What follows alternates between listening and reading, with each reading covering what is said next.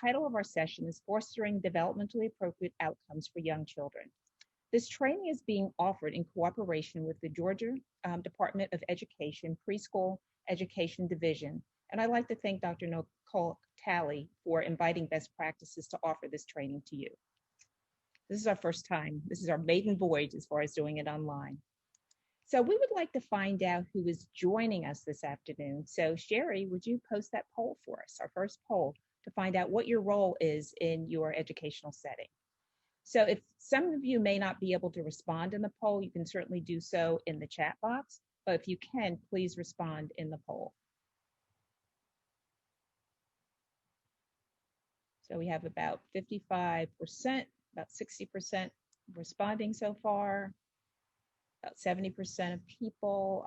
Most people seem to be classroom teachers. We have a few itinerant teachers, some people who fall in that therapist role, a few administrators and other. So we have about 86%. Let's see if we can get a little higher than that. Okay, so we have that most people here are classroom teachers, so we welcome you. We also welcome our itinerant teachers as well as a variety of therapists who are here, as well as administrators, and maybe we'll find out later who the others are as well. So in order to get started, we're going to have a little brain teaser. This is going to be a fun activity. So you're going to be shown some letters on the screen, and each is read phonetically. These letters make up a phrase, and there are actually 4 words in that phrase. You'll have 2 minutes to solve the puzzle. I'm going to give you some clues. So some letters make more than one sound, such as the A or the S. So think about sounds that S might make or an A might make. So thinking about that, when you think you have the answer, you're going to unmute yourself and shout it out. Are you ready? It's going to seem like some random letters or phrases on the screen. So I'm going to show it to you. You have 2 minutes to solve that. So here we go. Go.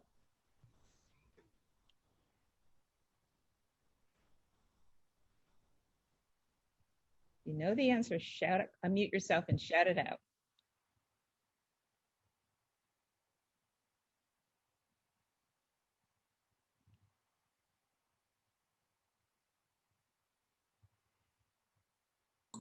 Together we achieve more. Rolanda? Yeah. That's close, yeah. 1 word is missing. Together, everyone achieves more. Absolutely, absolutely, Katie. Thank you so much. Wow, we're teamwork. Together, everyone achieves more. So we really want to think about that and really how that applies to special education, because we have to work with administrators, we work across agencies, we work with families to support children to get better outcomes. So I want you to look at this next slide. So this is the phrase. Within that phrase is a hidden word. Can anybody figure out what that hidden word is?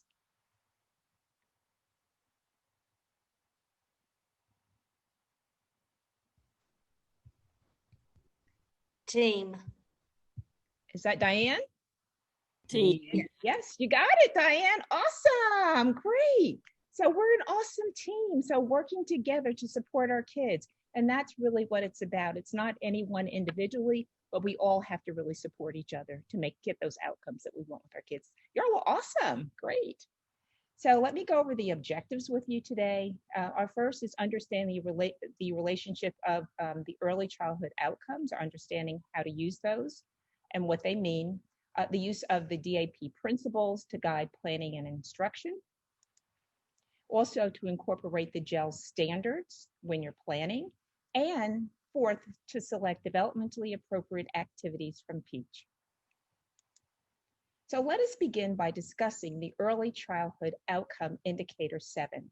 During this training, we'll answer the question, how do you provide developmentally appropriate learning using standards-based instruction? Each year, each state reports to the Office of Special Education, or OSEP, the 3 early childhood outcomes for Part C and Part B of IDA. Your classes fall under Part B. These data are reported using the Child Outcome Summary Form. This form is available on DOE's website. And Sherry, can you post that in the chat as well? Thank you. These early childhood outcomes are measured against the progress a child makes towards the same standards-based learning as other children in their age group. In other words, they're compared to their typical peers. The goal is to provide children with meaningful learning experiences that are aligned with their typical peers. And that's what we're going to focus on today. So let's just take a closer look at each of the three outcomes. The first is social relationships. The second is use of knowledge and skills. And the third is taking action to meet needs. So let's look at these outcomes to better understand how they're measured and also how they can influence both your planning as well as your instruction. So social relationships is the first one that we'll take a look at. So this is not only building social relationships among peers, but also with adults. This activity that you're going to see is called Moving Bodies. It is available at our website. And what you do is you use a timer. You create a timer using an old CD. And here's an example. Let's see if I can get it without getting into my virtual background. So that's a CD. And so in the middle of the CD, you see a lid, a top. And on the bottom of the CD is a big marble. And they've all been secured by a type of glue called E6000 that you can easily get at a Hobby Lobby or a Michaels. So you use this CD as a spinner. So you start to play some fun music, let the children decide on what movement they'll use. And they keep engaging in the movement as long as the spinner is spinning. So let's take a look. You ready, you guys? And spinner going, wait for the spinner. Okay, there we go. Kick those feet.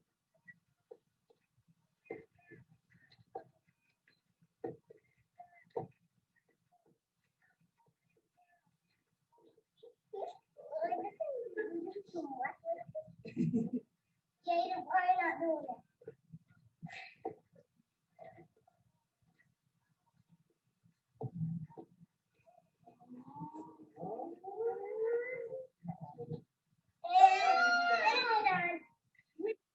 I love that activity. Kids call, why aren't you participating with us? And the kids really want everybody involved. Let them select the activities. And that's a great way to work on motor movement. So here is the poster that's available on our website. Again, it's twisting, jumping, putting your hands down, but let the kids come up with some engaging, great movements. And it works on social skills with both adults as well as young children. So the second outcome is use of knowledge and skills, and that includes thinking, problem solving, reasoning, early literacy, as well as math skills. So we're going to take a look at these two co-teachers. This is Miss Weston and Miss Brazil, who work in an inclusion class at Coralwood School in DeKalb County. And they're fostering the knowledge and skills, use of knowledge and skills, as well as social skills during this activity that is in the domain of communication, language, and literacy. And what they've done is paired the book, it looks like spilt milk, with a farming activity. So they filled a glove with non-toxic paint, and that represents the milk. And so the kids have to squeeze the paint, and so it drips onto the paper. And what the teachers do after the kids have already completed their drawing, so to speak, or their image, they fold the paper together and they show it to the entire class so the kids get to guess what it is. So here's a look at Sadie, who the teachers are assisting and squeezing that the cow's udder, so to speak. Here we go. Okay, now Sadie, can you squeeze them? You gotta squeeze down here. The cow might kick you if you squeeze right there. Squeeze. There we go. Get a little more. Yeah, go Sadie. Love the little cow mask. I love how the teachers are supporting the child during that activity. And that makes that book come to life. It makes the idea of farming. It makes the idea of working, seeing a cow, what a cow actually does, how they're able to give us that milk come to life for young children. So taking action to meet needs. This includes looking at feeding, self-care, dressing, as well as following the rules of safety. So in this clip, you're going to see the teacher supporting the children while they're eating breakfast. They are eating their breakfast independently. And that's exactly where we want our kids to be. So also promote social skills as well.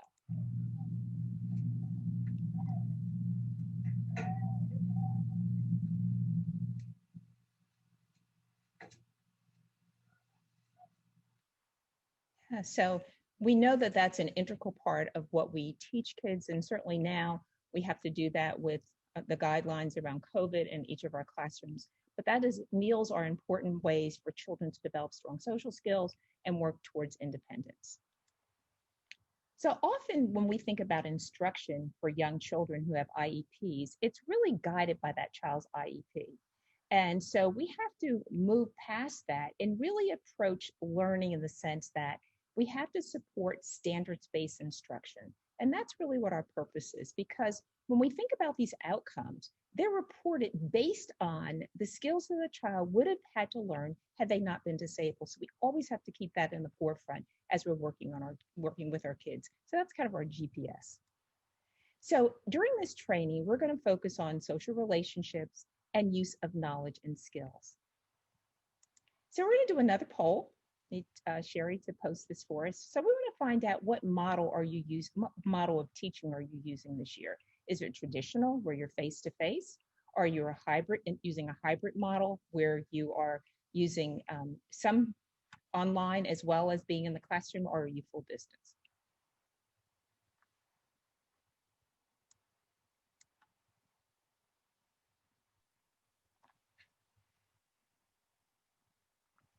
So we have about 70 people who have weighed, 72% who have weighed in so far. Almost 80%. And it looks like for traditional and hybrid, it seems to be a balance, about the same. And a lot of you are doing full distance. So we know that for this year, no matter how you go back to school, it's going to be different. And for you who are doing hybrid or especially full distance, it can be challenging to develop those social skills, especially for children who have special needs, who are just learning how to communicate and learning how to interact with their peers. So we would love for you to share some of your ideas later in the session about how those kinds of things are going, but it certainly will be different than it has been in the past. So we're going to, as we think about those early childhood indicators, we need to gain an understanding of DAP, or developmentally appropriate practices. And DAP is an integral part of how we understand how to work with young children.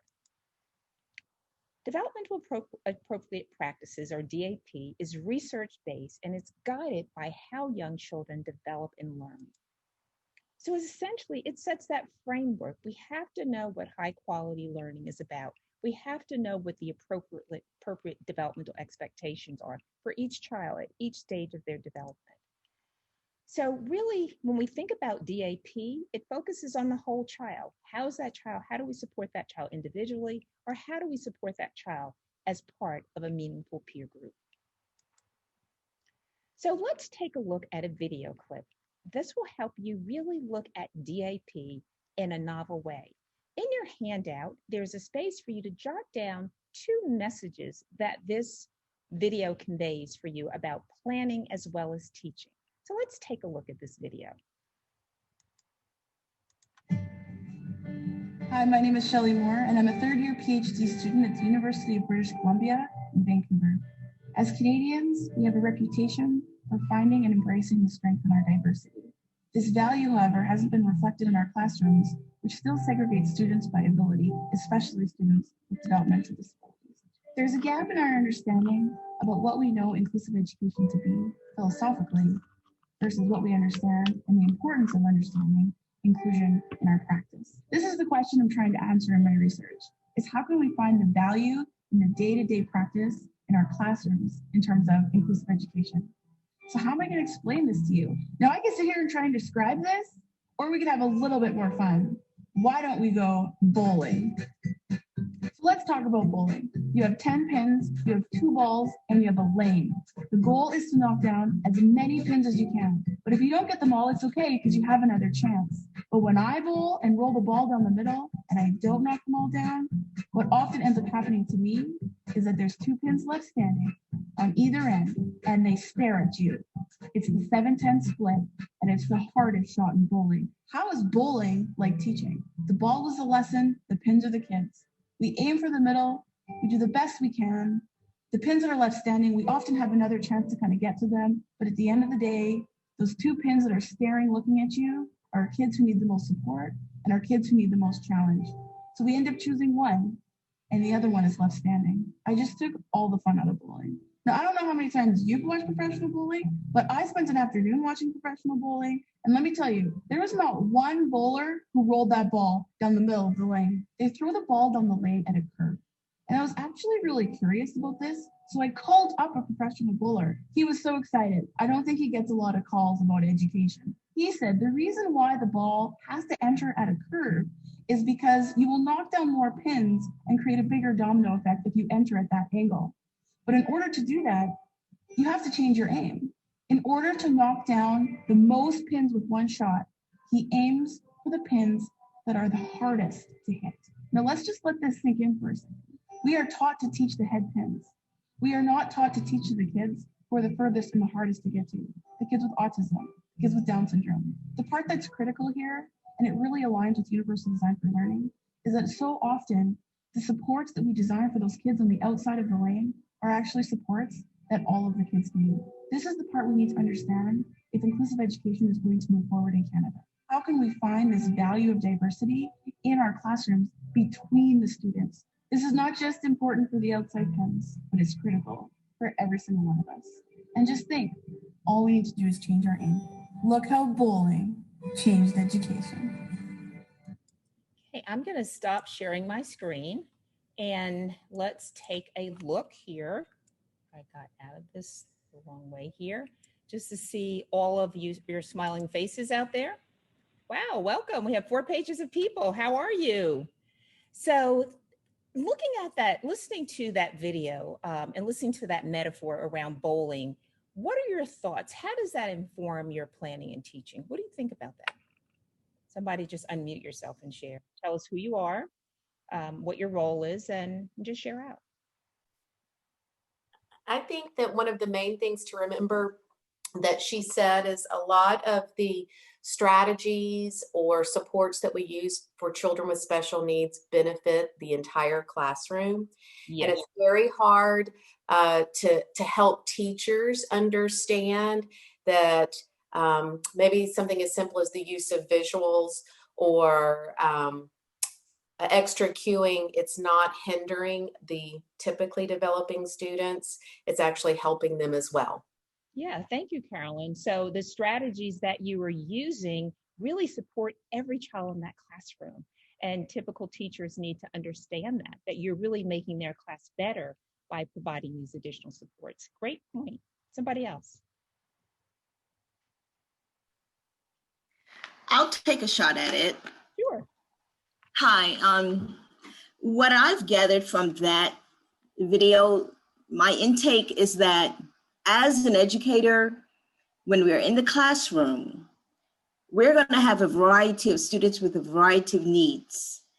And we're going to teach in order to benefit the entire group. But there are going to be times when we are going to have to make those small group or smaller group assessments, because not every kid is going to get what we are aiming for. Not every kid is going to get our target. So even though we are going to bowl to reach the masses, there are going to be some kids who are going to be left out of that strike.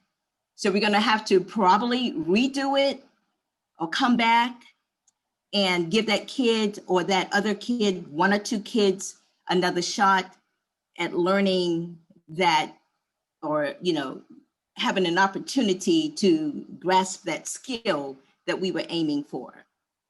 And so not every kid is going to get, you know, what we are targeting for, but we definitely are going to have to go back and maybe reteach, retrain, give some enrichment in order that every kid will benefit from that, that learning goal.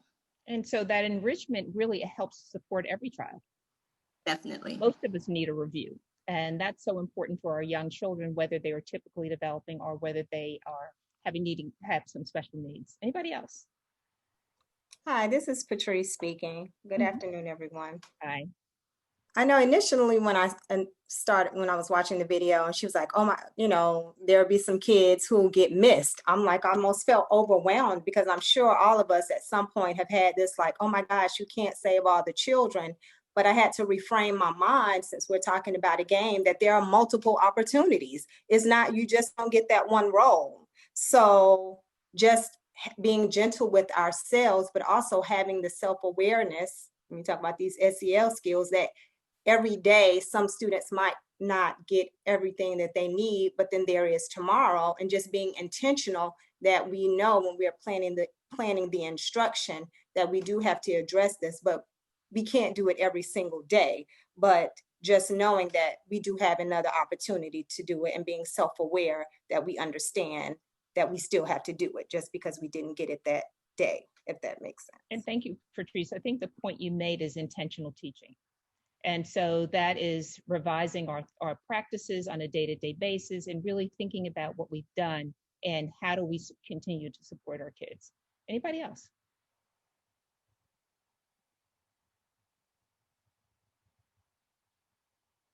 One more person, and we'll go back to screen. There's so many people out there. You want me to Hello. Hi. Hi, my name's Ashley. What spoke to me is kind of being proactive instead of reactive, of thinking of those children in your classroom that you know are going to struggle picking up some concepts, and what could you go ahead and do proactively to get to them the first time you're kind of teaching that lesson or presenting the information. That's a great point, being proactive, knowing that there's some kids that are not going to be able to get it.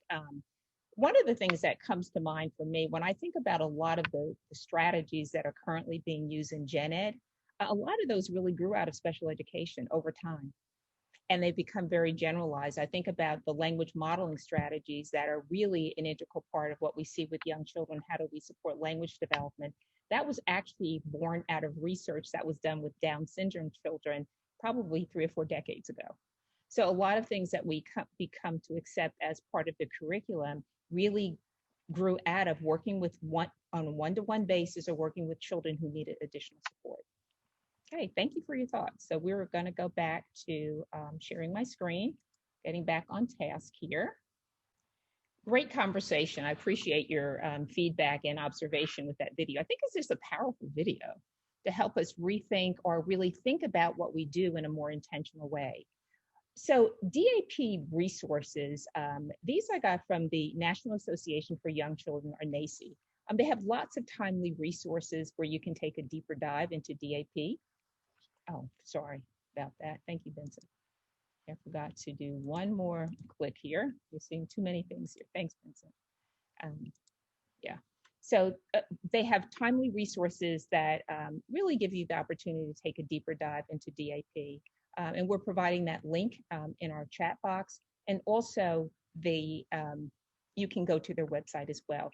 I was reading one of their emails just the other day, and at their conference that's coming up in November, they're kind of come out with their new guidelines for DAP. So look out for those. And the nice thing about these guidelines, they have them for our Gen Ed population as well as for special ed. So we're going to take a look at the 3 core considerations for the DAP framework in order to provide meaningful learning instruction and support for young children. So these are the 3 core considerations. The first is have knowledge of the child's stages of development and learning, know where each child falls on that developmental continuum, and understand and incorporate cultural norms of the family as well as the community. So when we understand how to apply knowledge about how young children grow and learn at various stages of development, it really helps to support developmental outcomes for children. And we know that with our children who have special needs, that some of them may be 4, but developmentally may be more like a 3-year-old. And so we know we have a range of stages of development as we support the children as you support the children that you're working with, whether you're a classroom teacher, an itinerant teacher, a therapist, or an administrator. So the GELS, which we will explore later on in our training, includes 5 learning domains. And we'll talk about each of these a little bit later on when we get to the GELS. But we're just going to right now explore physical development and motor skills, which is abbreviated as SED. So we're going to talk about fine motor development as well as gross motor development and how it impacts emergent writing. So the development of both fine and gross motor skills provides a key foundation for the acquisition of emergent writing skills. One aspect of development is midline control or bilateral coordination. And we see this very early in life when children are crawling using alternating leg and arm movement, and when to grab it, especially when they're grabbing a toy. And also we see that as they mature and start to walk, their arms move down and they use alternating foot movement patterns. But sometimes for children who have special needs, they struggle with those skills. They struggle to develop coordination across the midline of their bodies. So think about this phrase, form determines function.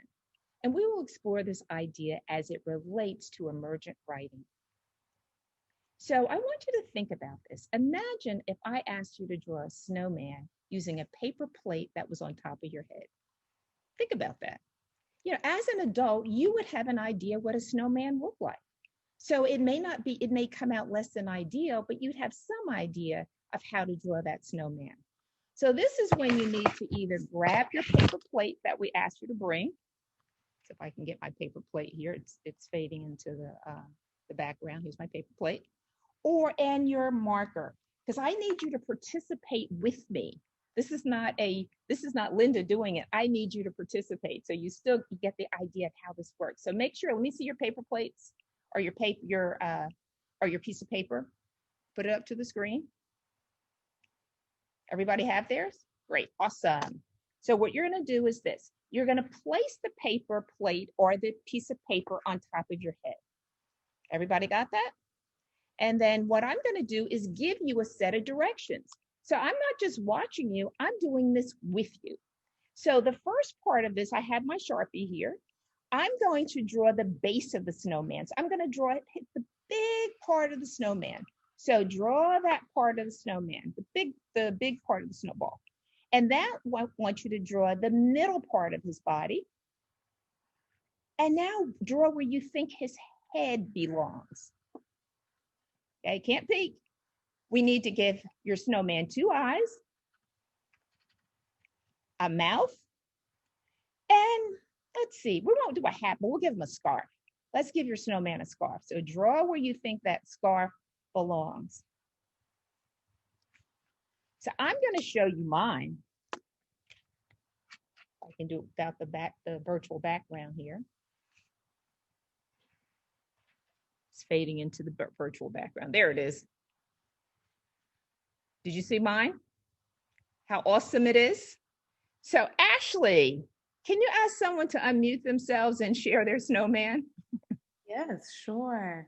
Let's do Mandy Candler. Mandy Candler, let's see your snowman. Can you see it? Yes, I can. Yours looks a lot better than mine. At least the snowballs are all connected. Thank you, Mandy. I'm surprised. Yes, they're all connected. Somebody else, Ashley. Call somebody else out, Ashley. All right. Paulette Smith. Paulette, can you share your snowman with us? Here it is. Maybe you can help me out, Sherry, because I can't see everybody. Paulette's is a little different looking. Say the least. Paulette, there it is. Why don't you describe your snowman? Well, let's see. That was my rendition of a scarf. I see a little bit of a head on the top, but it's not connecting to the body. Looks like mine. The rest of the body is not connecting as well, but. Do you all see Miriam's? No. Miriam, share yours.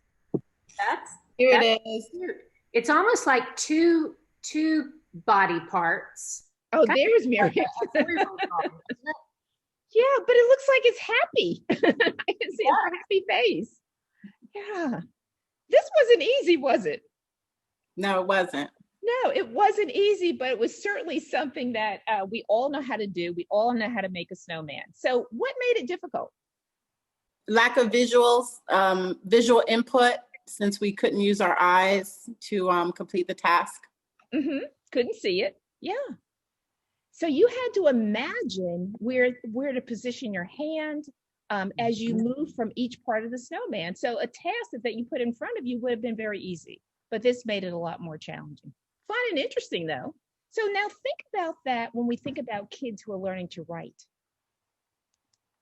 A lot of our kids, when they're learning to write, they don't even know how to hold that marker or pen. A lot of kids now are swiping. When you hand them a marker or pen, they swipe it because they're used to working on some type of iPad or using an iPhone. So they really don't know how to hold that marker or pen.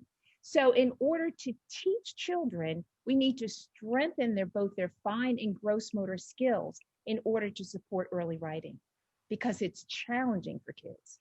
And think about us, that was challenging for us. We already know how to make a snowman. So, but giving that child that marker or pen, it can be difficult for them to create that. So keep in mind this idea that stability improves mobility. So if my hand were stable, especially on a table, it would have been much easier for me to produce that snowman. But now I orient my hand in a different direction, and I'm trying to create these movement patterns from memory, and it came out less than ideal for some of us. Some of us did better than others. So think about that for kids. So one of the things we really want to think about for young children is, where do we begin? How do we support emergent writing skills? What are some things that we can do? So this is a video, a little clip. It's an audio clip that we put together with some really great examples of how you can support emergent writing skills. And it was an aha moment for a teacher who attended one of our trainings.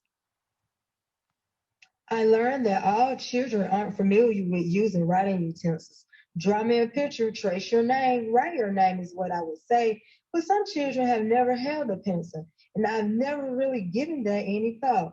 So I encourage them to explore the writing area to get some practice and become more familiar with the different writing utensils.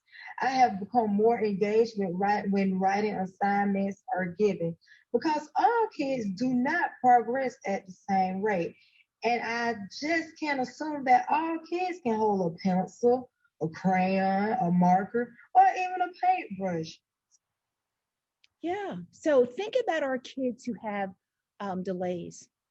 You see a lot of delays, especially in the fine and gross motor area. Some children have difficulty walking. Some children have difficulty standing and executing a simple writing task or holding a marker in their hand. So we have to do a lot of earlier skills in order to help them develop the emergent writing skills. So one activity that I love is called Double Doodles. If any of you are familiar with Brain Gym, this is borrowed from Brain Gym, and it really supports listening, early writing, as well as reading skills. So what we ask kids to do, they have this piece of paper, and the idea of it is that you ask kids to use both of their hands. A lot of times with young children, what we tend to do is focus on what appears to be the dominant hand, but children don't develop hand dominance really until about age 6. So all your children are still learning, experimenting with the use of hand dominance, the use of both their left and right hand. So in this activity, what you're going to see is that it's being narrated, and the children are learning to control the movement of the crayon, but not with one hand, but with two hands. So we start off with a race car. We start real slow, and then we increase the speed, and they practice making the circle. So let's see what they can do. And we'll make slow cars. Slow. 1, 2, 3. Slow cars. Slow cars. Slow cars. Slow cars. Let's go a little faster. Now a little bit faster. A little bit faster. A little faster. Now make them go really fast. Really, really fast. Okay, and stop. And our overall goal is to really help develop those midline skills. As children get more efficient with doing that, you can have them do an activity that looks like a figure 8 with each of their hands, but encourage them to use both hands because that strengthens both sides of the body. And that's so important for our kids. A great brain gym activity is called cross crawls. And many of you probably are familiar with this, but a lot of our kids, because of their stability being weak, it's easier for them to begin in a more stable position. Now, this little guy doesn't have shoes on, but obviously in school, we'd have kids who have shoes on. But if you have children who are working in a virtual model at home, they could certainly do it. So I want you to watch him. So what you'll notice is that the child's feet are placed firmly on the floor. And that's important because this wooden chair actually gives that child a lot of stability. A lot of our kids, if they're tiny, a lot of those plastic chairs, they really don't support our large motor skills in such a way that kids are very stable. Sometimes they move around in those chairs. So making sure the kids' feet are flat on the floor is really important if you're going to do a task where they begin by sitting. So let's take a look at this child. Lifting alternate feet to alternate hand. He can get his legs way up high. Some kids may not be able to do that. You may have to have them bring their hand down to their knee. But the idea, you're using alternating movement. That's the piece that you want to take away from that.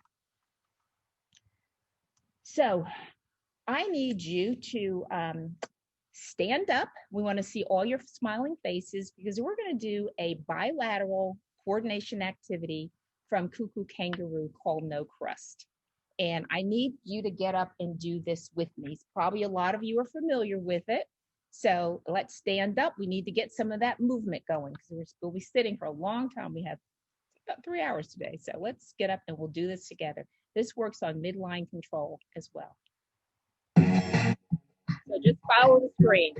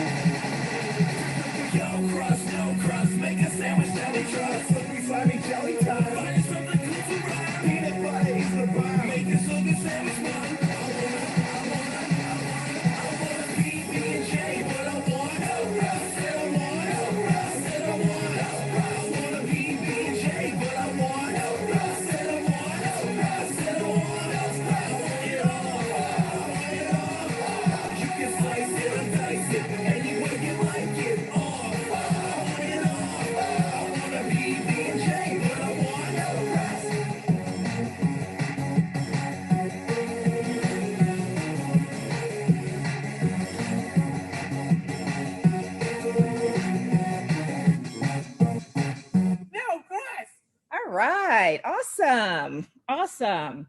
So we noticed that they were crossing the midline. Some of your kids may start at a seating position because that may be challenging for them. So any questions at all? Sherry, any questions in the chat box? Any comments? Why don't we give everyone a minute? Any questions from anybody? You want to post those in the chat box? You're welcome to. If you want to, if not, you can certainly unmute yourself and ask a question or make a comment. Maybe everybody's still breathing hard.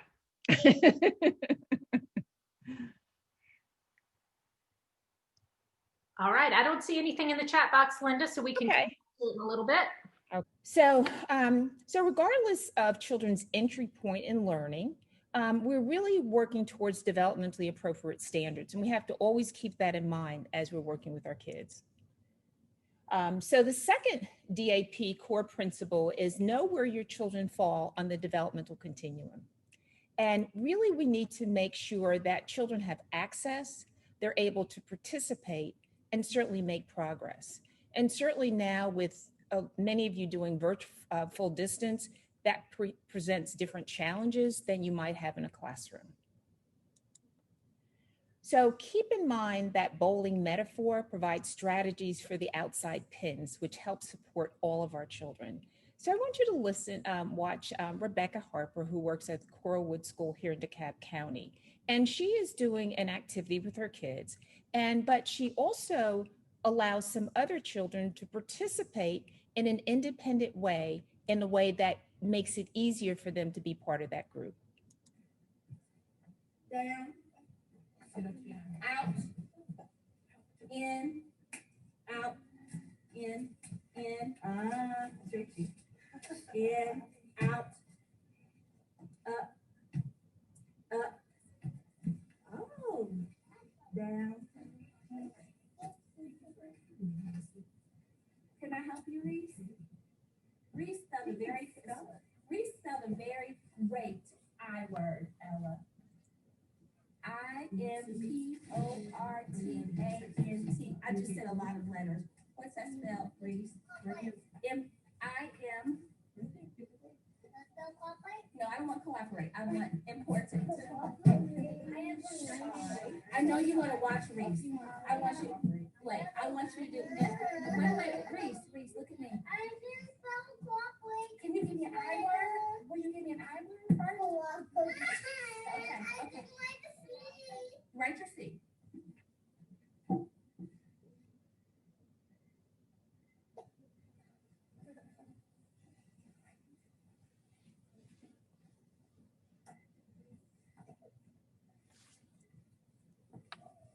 So what did you notice about that video clip? Somebody just share.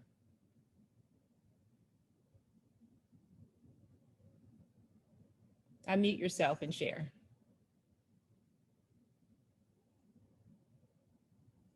What was the teacher doing to meet kids where they were developmentally?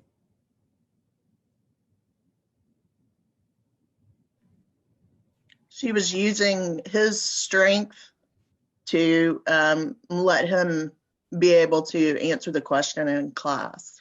Mm-hmm. And she didn't force him to do her little brain break activity. Right. She knew that allowed him to continue to participate in large group. Yeah, meeting where he was developmentally in order to be part of that group, but also recognizing the things that he could do and sharing that with the group as well. Thank you very much, Patricia. Yeah, Great point. Anybody else? Linda, somebody put in the chat box here, Ashley said, keeping them engaged with movement. Yeah, that was her brain break during her large group. And she was recognizing that those kids needed to get back on task. And so that was her way of taking that brain break during large group to get the kids reconnected with the activity in class. Great point. Thank you, Sherry. Okay. So incorporating families' beliefs and family norms, as well as those in the community, are really important for our young children. And so the other aspect of DAP is understanding cultural norms in terms of the family as well as the community, because the family sets the stage for what children are doing in school. So culture is very difficult to put into words. It's everything we think, it's everything we say, as well as everything we do. And the rules of conduct and expectations may be passed down from one generation to another. So sometimes we may not realize how much culture affects us. I love this statement. culture drives everything, and it truly does. And it's one of those things that we're not always conscious of. So here is a middle schooler in Cordele, Georgia, and each year in middle school they have a drive your tractor to school day. Can you imagine how that would work in Atlanta? Not so well with all the highways around, but that's very much a part of their community and their traditions. So when I think about myself in terms of culture, I was born in New Jersey, but I have a lot of deep roots in the Peach State. My mother is from Fort Valley, where I would spend lots of summers with my grandparents. So I understood a farming community, but a lot of the rules of conduct I really learned from being in the Northeast. And one of them has still stuck with me. When I greet people I don't know, people want to say hi to you in the South, which is very common. I've lived here for like 20 something years, but I still look at them like, why are you talking to me? Seems kind of silly, but where I come from, you just don't do that. You just don't walk up to people you don't know and greet them. But that is just a rule of conduct that I learned, and it's hard for me to change that one. So if you see me somewhere and say, Linda, just tap me on the shoulder, like, you're out of New Jersey now, you can speak to people. Young children first learn about their world through the lens of their family as well as their community. It is important to recognize the common experiences that families have, yet appreciate that families may live in different ways than the rules of conduct in our own communities or our own schools. And that means we have to value every child and value families that have different experiences than we do. So let's take a deeper dive into talking about diversity, culture, and families. And as you know, families are a child's first teacher. This book, Same Difference, by Claudia Garcia Robles, is about two cousins, and they begin to explore and appreciate their differences with the help of a wise family member, their grandmother. So let's take a listen at this story. It's a wonderful story that really sets the stage for children understanding differences within their own families.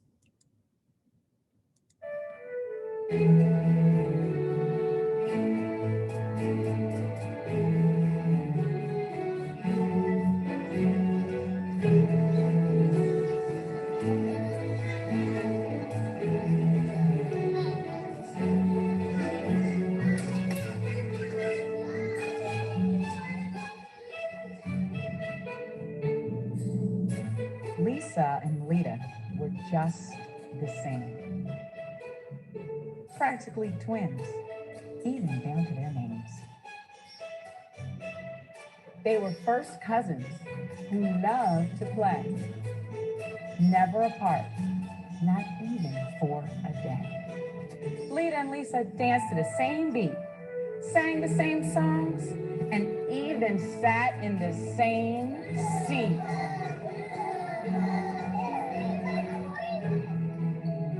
On hot days, they swam at the pool and walked home together every day after school. When they played, they shared imaginary friends, hosted tea parties, and hoped the days would never end. One day at their grandmother's house, they dressed in her beautiful curls and became more than just two pretty little girls. In front of the mirror, they played like princesses. But when they looked closely, they just saw differences. Lisa said with a big frown, "Your skin is tan and my color is brown." Lita said, "Your hair is short and mine is long. One of our hairstyles must be wrong." Confused, the two girls ran straight to their grandmother. Together they asked, "Why don't we look like each other?" Grandmother said with a grin, "To me, you look just like twins. You both have on pink dresses and shoes and even have the same cute hairdo." No, that's not right," Lisa said. "My skin is dark and hers is light. And our hair is different too. We're not the same no matter what we do." "Is one better?" asked Lita. "Is one worse? If this was a contest, who would come in first?"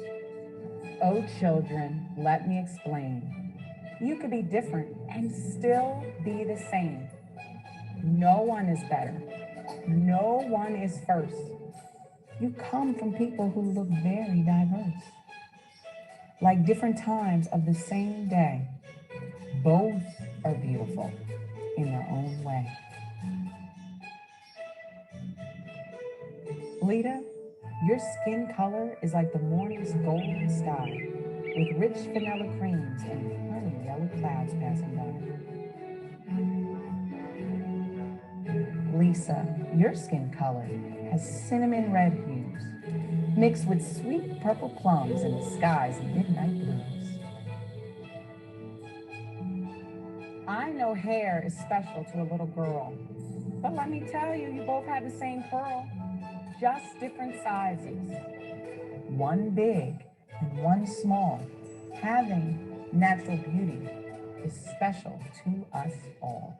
Lita, your hair looks like waves in the sea. Swirls as thick as molasses, flowing carefree. Lisa, your hair twirls like the wind, with teeny tiny curls built right in. Soft as cotton candy, puffy as a cloud.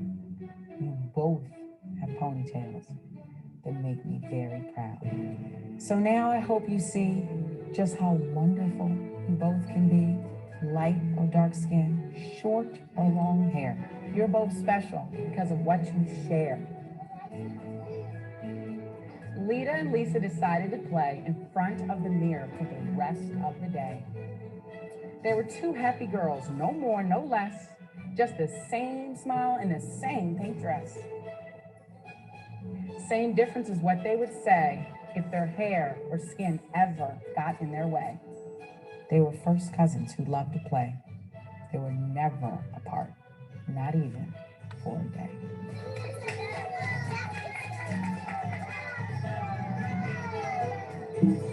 That's such a rich story that really sets the stage for a family helping children feel good about themselves.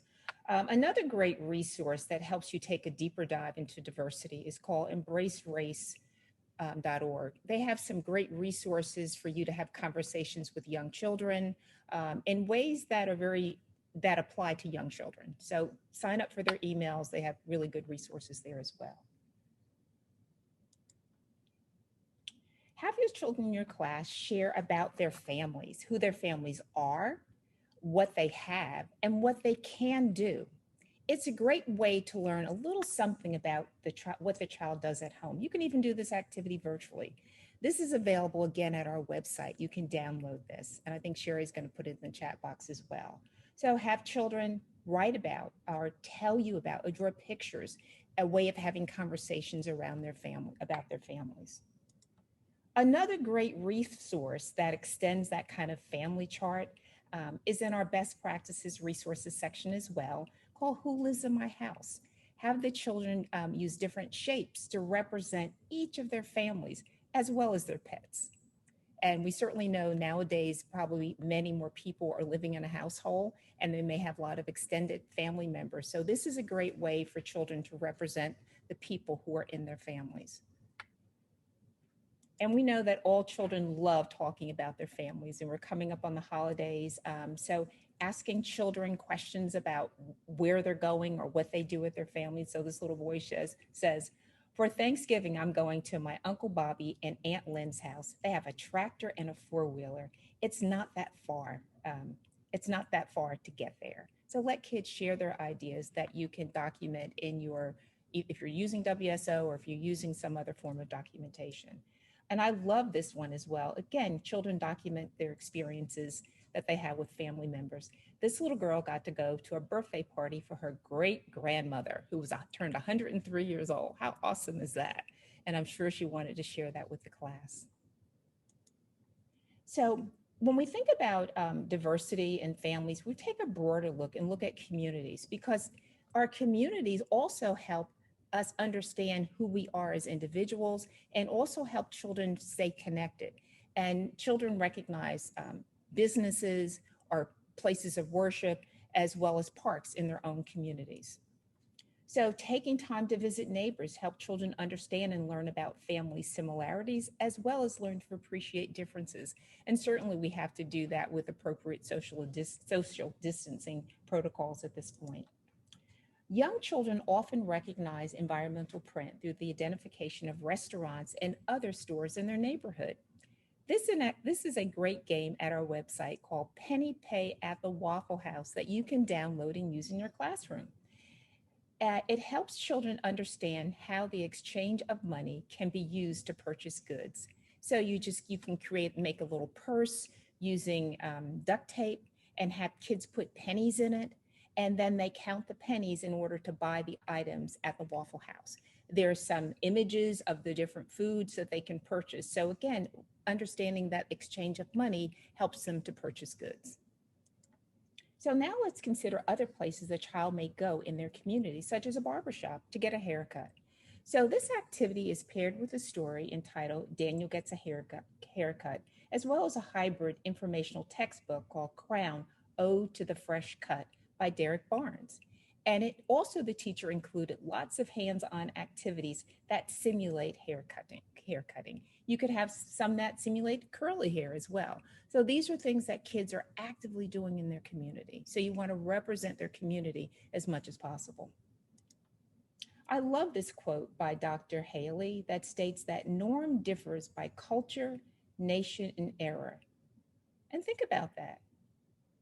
Culture, culture, nation, and era. If some people have moved internationally and moved to the US, I imagine that your experiences may be a lot different than in the country that you originated from.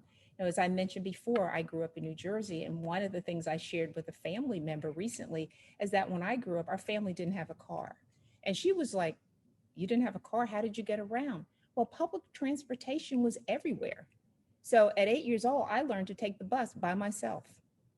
That's what I did. I learned to walk. I walked to the park. I'd walk to church. I'd walk to a friend's house. So it wasn't something that I didn't feel that I was limited by not having a car. I know when I visited my family members in Georgia, they all had cars. But for me, walking or taking public transportation was an integral part of what I did. So, but the person I shared that with was just kind of surprised. Well, isn't a car for a teenager a rite of passage? Where I lived at, it was not, because it was just too expensive and there was no parking. Our house that I grew up in, we didn't even have a garage. So that's how different things were. So I think about how culture has changed in our schools at this point. When we're welcoming children back to school, it may be with a mask, it may be with social distancing protocols. We may even be doing temperature checks as children enter school. So it's important, hand washing routines have increased tremendously, and it's important that children practice these as well, obviously as well as adults, and that children learn to care for themselves, as well as their school, as well as their community. Our napping and mealtime routines have also changed, and that can be very difficult for children who have special needs. They may not be able to socialize in the same way with their peers as they did before. So when we think about the changes that have occurred, we want to make sure that we have more culturally appropriate materials in our classroom. Who are the children that are represented?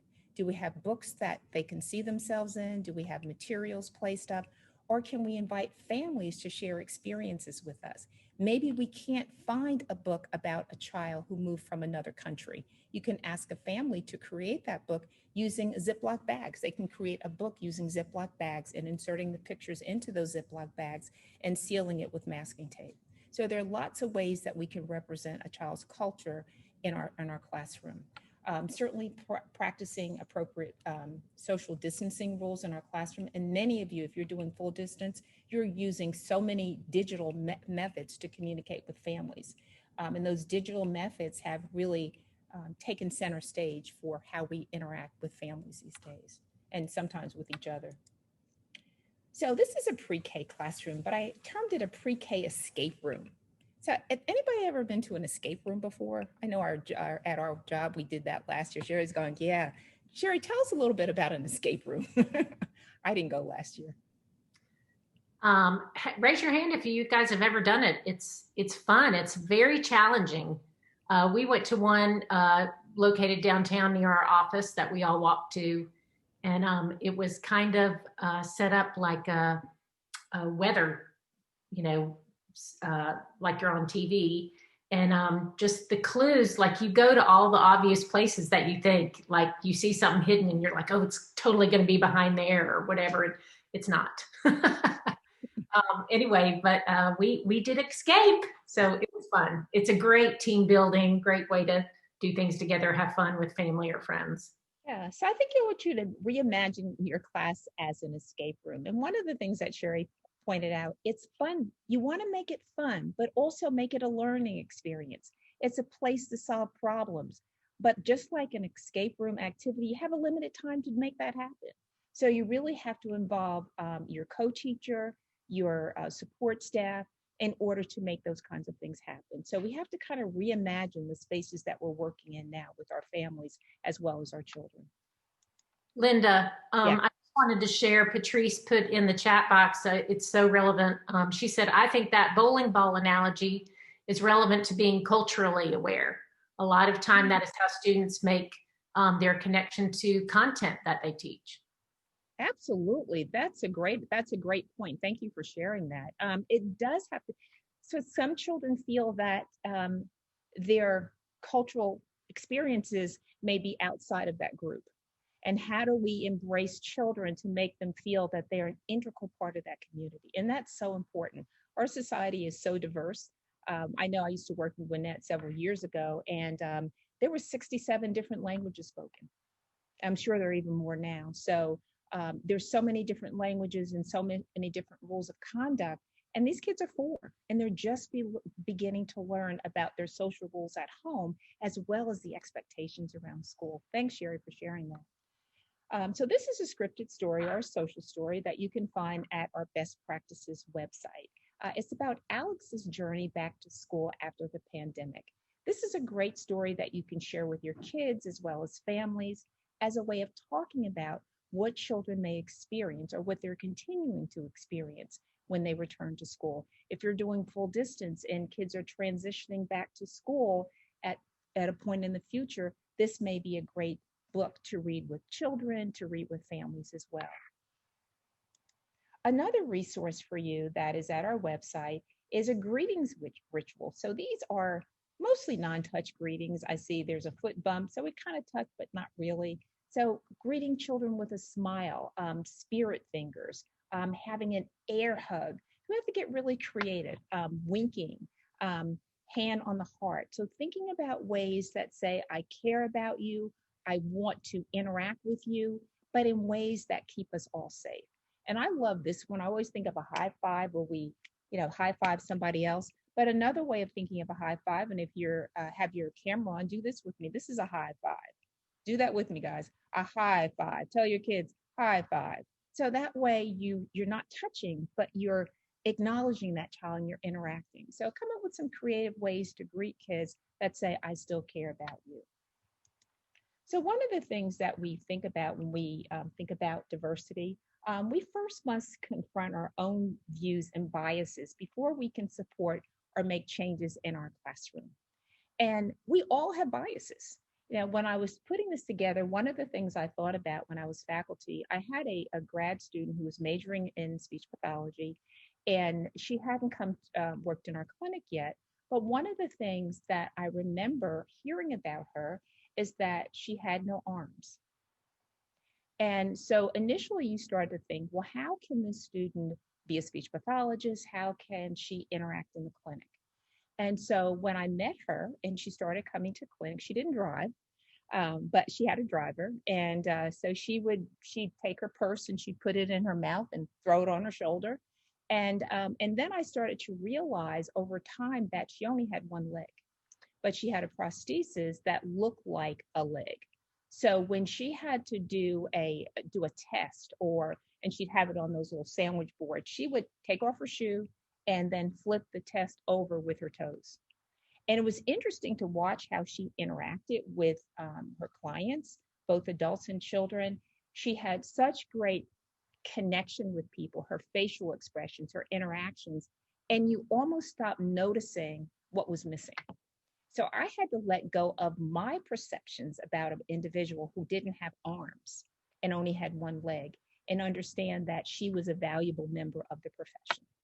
And she's still working to this day. I've seen pictures of her swimming. So she was actually a great student. It was a great learning curve for me as well. So it's important that we model for children the language and behavior we want children to use. We have to think about kids are watching us. I always say your children have more time to watch you than you have to watch them. So that even when you're not thinking about it, they're playing you. So many of you are classroom teachers, and you already know when kids start to play school, they're playing you. So we have to think about meaningful activities that help children understand culture and diversity.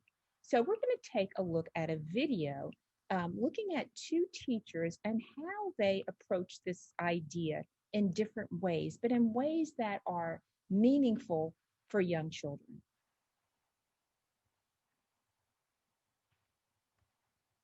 We're going to take out the mirror now. We're going to look at ourselves and we're going to make our own face. In this Alameda, California preschool, a box of crayons with a multitude of colors is helping little kids learn big lessons.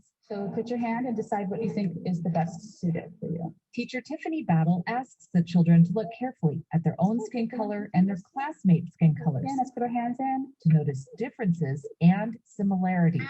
I'm black and white. The art project is just one of many ways children are introduced to an anti-bias curriculum here at the Child Unique Montessori School, a private tuition-funded program. Okay, so go ahead and color your skin in. Cindy Acker is the school's founder and principal. Within any color of someone's skin, there are many, many different colors. And so we want them to appreciate the diversity within their own individuality. And then we want them to be able to see and question other children's differences. If you add this lighter color to it, what do you think is going to happen? It's going to be lighter. We're different on the outside, but inside we have lungs, we have a heart, we have a mind, and that's the same. The truth is that young children notice differences very early. By the age of 3 and 4, they're asking questions. They're beginning to develop and to absorb the stereotypes and misinformation, discomforts. I don't like to call it prejudices. It's kind of like pre-prejudice. So the myth that they aren't noticing, the idea of being colorblind, actually harms kids. Derman Sparks says preschool teachers who talk about the differences and similarities among their students create an environment where misinformation and fears can be addressed. For instance, if you have dolls of different types and a child refuses to play with a doll that's got dark skin, teacher can say, how come you don't want to play with so-and-so? And depending on what the child says, you can then decide to help overcome whatever the discomfort is. We are all different. That's exactly the atmosphere teacher Francesca Conterno hopes to create for her students at a public preschool. Look at this boy. What's different about his eyes compared to his eyes are blue. Yes, his eyes are blue. And I see Mariana's got blue eyes. And you made blue eyes in your picture up there. What about Kim? What color are Kim's eyes? Black. Yeah, they're definitely black. Conterno teaches 3- and 4-year-olds in the Hayward Unified District. Someone might hear about a program like this and think, gosh, race and racism or highlighting differences. That's not something that should be done in a classroom, especially a preschool classroom. How would you respond? I would say, why not? It's the perfect setting. It is absolutely the perfect setting. We have families in the classroom. It's a safe place. People develop relationships. Perfect setup for honest conversations. Conterno does not ask children directly about fears or misconceptions about race. Instead, she believes materials that highlight equality can provide a powerful message in the classroom. So great message from each of those teachers. They're very, very different. So what we notice is that those teachers ask open-ended questions. They encourage the children to explore their differences and similarities through the arts, through painting, as well as coloring. And they use literature. That was a big part of that classroom. So we really want to think about how can we bring these ideas in our classroom in a way that is supportive and really helps children understand and appreciate who they are and have meaningful conversations. Kids will ask you anything, right? Yes. I agree. Kids will ask you anything. And so they're aware. I remember when my son was very little, he was about 2, and we lived in a neighborhood that didn't have a lot of children there. And he looked out of the window and said, people like grandpa. he was already making the association that there were no kids around. I want to play with somebody who's just like me. So kids notice very early on differences. And a lot of times as adults, like, we don't want you to talk about that. I can't tell you the number of times my son has embarrassed me around talking about things I didn't want him to say. So I'm sure you've had some of those same experiences as well. It's just 4-year-olds don't, or 3-year-olds don't have filters on their mouths. And so if we are willing to have that conversation with them in a way, and a lot of times their view of things is not the way we see it. They're not asking a very deep question. I remember my son when he was little, he had a very good friend who had a lot of sensory motor issues. And he was constantly flapping and doing, it had a lot of behaviors that looked like they were on the spectrum. My son never noticed it. That was his best friend, Ian, and he loved playing with Ian. And it wasn't until he was about 8, he said, why does Ian do that? He didn't even notice when he was 3 or 4. They were best buds and they were having a great time. So a great way to think and talk about diversity is to introduce music. And this is a Ghanaian children's song called Cheche Kule. And it is a call and response. And a lot of countries, this is a great way to do interactive activities, and it involves hand motions. And a lot of countries, they do interactive songs. We do this as well. So you can have hand motions that reinforce the rhymes. You can even add new verses to customize the song to the kids in your class. So I need everybody I need to see your shining faces. I need to see all your faces if you're able to, because we're going to do this together. What I'm going to do is I'm going to say the words. You need to unmute yourselves. And when we do this together, it's going to sound a little wonky because we have a lot of people on this call. And I'm going to show you the hand gestures that go with it. It's very similar to head, shoulders, knees, and toes. So we're going to practice it. And then I have a song that is going to reinforce it. It's a call and response. So the first part of it is Cheche Kule. So when I point my hands like that, I need you to say it. Got that? Got that. Okay. Cheche Kule. Cheche Kule. Hands on your head. Cheche Kule. Cheche Kule. And the second part is Cheche Kufasa. You put your hands on your hips. Can't see my hips here. Maybe I can move back. Cheche Kufasa. Sorry, I made the wrong move here. Sorry about that. Let me try again here. Cheche Kule. On your head. Cheche Kule. Cheche Kofisa. Cheche Kofisa. On your hips now. Kofi Salanga. Kofi Salanga.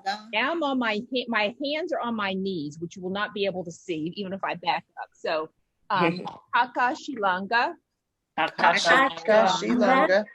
And the very last part is I'm doing kuma dente, and then I'll say hey, but what I'm actually doing is knees to toes, and hey. Okay, it goes cum adente, hey. Do it one more time. This sounds a little wonky when we're all doing it together. So it's Cheche Kule, Cheche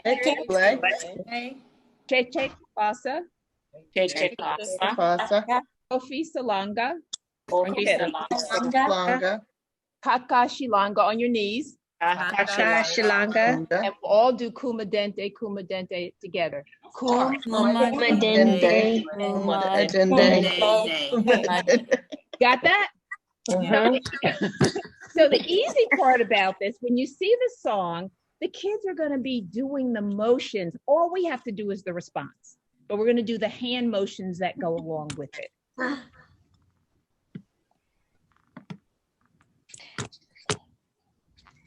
Because they'll say the first part, and we'll just repeat it.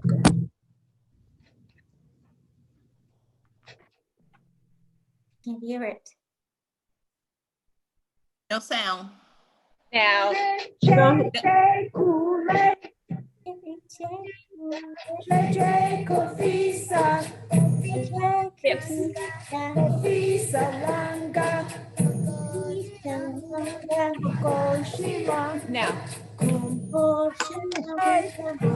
Adente.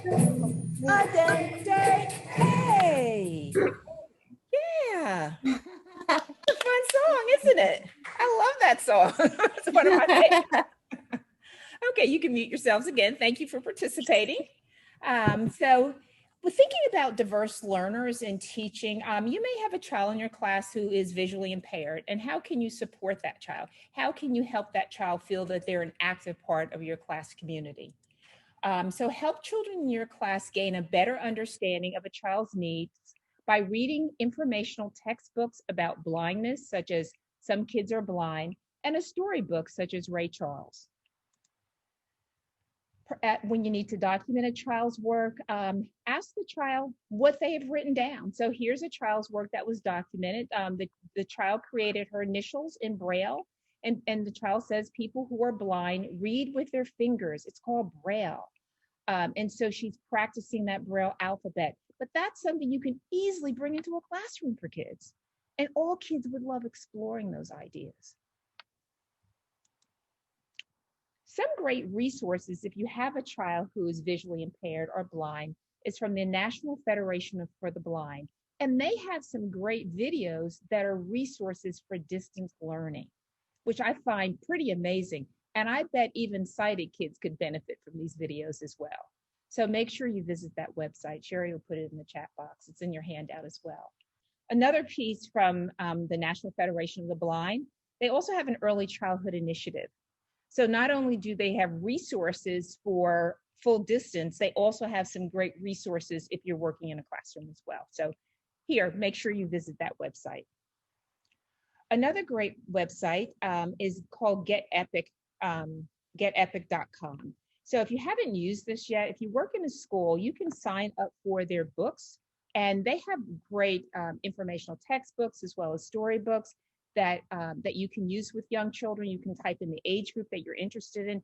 If you have a school email address, you can sign up for it. If you don't have a school email address, they probably will charge you. If not, it is free to teachers. So you haven't had a chance to use that, this is a great resource for lots of books on many, many different topics. So we're going to get ready to go into our small group, our breakout rooms. So the way this works, so that each group will have a reporter, and that person who has the shortest hair will be your reporter. You need to remember your room number. You'll see that at the top of your screen. You'll also see your room number as you get ready to go into that breakout room. So Sherry, how many rooms will we have? I think we have. We're going to have 10 different breakout rooms. Okay, I'll have 10. Okay. So you'll have 7 minutes to be in that room. So some of you may have devices that don't allow you to be whisked away. I'll stay in the main room to see if anybody is in that situation. But when you get there, make sure you're addressing this question. How does family culture, community culture, and school culture influence your planning and instruction? That is your question in your breakout room. It's also in your handout as well. So that question is in the handout. I think Sherry's going to add it to the chat box. And I'll see you back here in 7 minutes. So I'm going to choose someone from group 1 and share out what you talked about during in group 1. I think that was us. And some of our discussions, hi, I'm Katya. Some of our discussions were that making sure that we cover several holidays so that different cultures are included. We talked about making sure that we're teaching vocabulary specifically for students that might have a second language so that they're understanding the content. Talked about having a diverse menu so that we're understanding that everyone eats the same things. Using the family members to share traditions.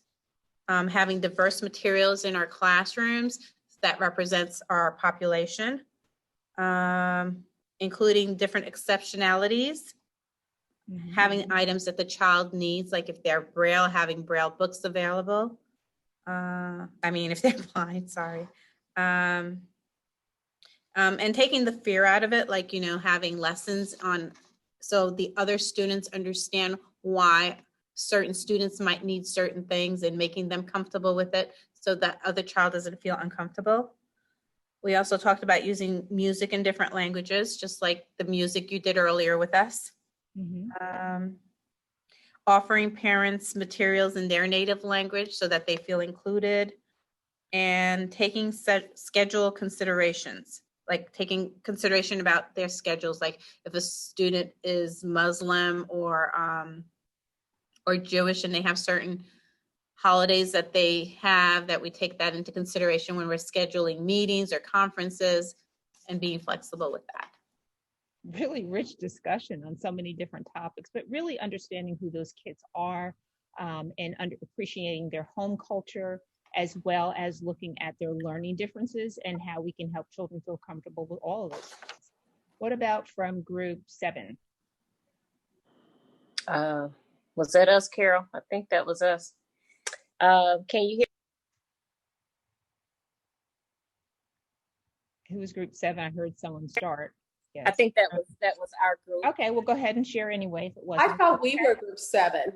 Oh, okay. I'm sorry. But go ahead. Okay, well, we just highlighted a few things. We know for some of our parents that have the really small children, we said that this environment has proved to be comfortable for them. I know some of them are not willing to let go of babies just yet. We talked about we have a lot of English language learners, and it's really good in this environment because we get to interact more with the parents and have conversations, and just they always kind of keep us abreast of what the child is doing at home. We talked about culturals and cultural beliefs, and I was explaining this week, with Halloween coming up, it's good to speak to the parents and determine who may or may not celebrate it or acknowledge it as a holiday, or even participate in some of the activities rather. So if we have to adapt some of our stories for those particular students, then we will. And some great points, again, we talked about with just making sure that we have an abundance of books and photos that represent culturals, because children are comfortable when they see these books and dolls and photos that look like themselves or represent what they see at home. And just acceptance and adaptability. We were talking too about how now we're seeing more of the stores that are providing different costumes and things for babies that may have physical limitations, or maybe in wheelchairs, the Targets, and just making them feel more included. So the overall goal is just conversation and inclusion. Those are the two biggest things that we talked about. I mean, you'll have some rich conversations. I wish I could have listened on some of the meetings. Recognizing those kids. I love that point you made up about Halloween costumes that accommodate children who have learning differences or are physically disabled. I also like the idea that you're able to meet with families who may speak more than one language, and maybe they feel more comfortable with that one-on-one than they do in a larger group. So great ideas. So who else said, oh, that was my group? Was that Mandy? Were you the, Mandy, were you the? I think it was Grace. Grace, okay. Grace, where's Grace? Is that us, group 7? We'll take it. The other group 7. I had the shortest hair, so I had take it. We talked about some of the similar things that other groups have mentioned. We talked about using books and reading books that address differences in the population, the cultural differences in the community. We also talked about being aware of what the family structure is for the children, particularly at this time, and also the socioeconomic level, which unfortunately at this time may have an impact on what technology is available to the student. We also talked about integrating those differences and asking questions and integrating that into play, and not just into the books that we are reading to the children, but also during play, and using visuals. That was the other thing that we talked about.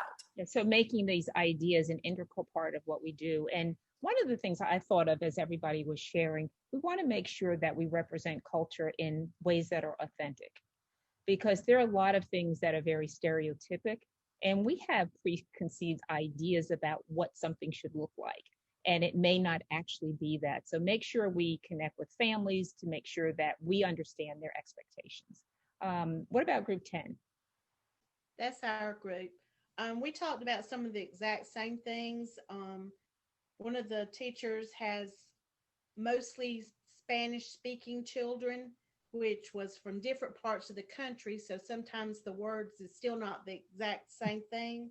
Yeah. But she used vocabulary cards, and she said that helped a lot with when she was on virtual, that the parents and the student could keep up with what she was teaching because the picture is the same no matter what. And then when they came back into the classroom, it still was, the kids were still able to stay caught up with what she was talking about. And that the holiday differences, she always made sure that there was that she knew which holidays each child celebrated.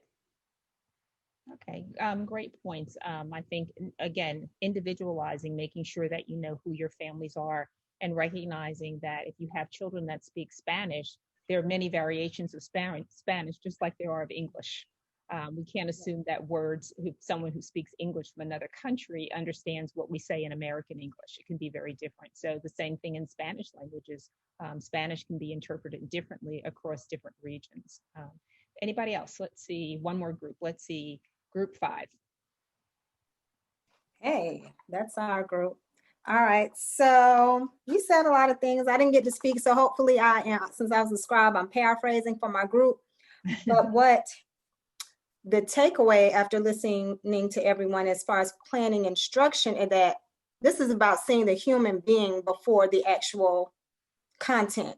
All of these components, family, community, culture. So when we think about family, these are all about building relationships before we even, like I said before, like content and, I forgot what I said about the bowling example. But when you talk about community, knowing what the economic resources are, knowing what, you have and what makes sense. You can't, if you're in a rural area and you were talking about, let's go to the library, the museum, like what are we talking about if there's not one nearby? So we have to make sure that what we're saying connects with the community that we teach and the available resources.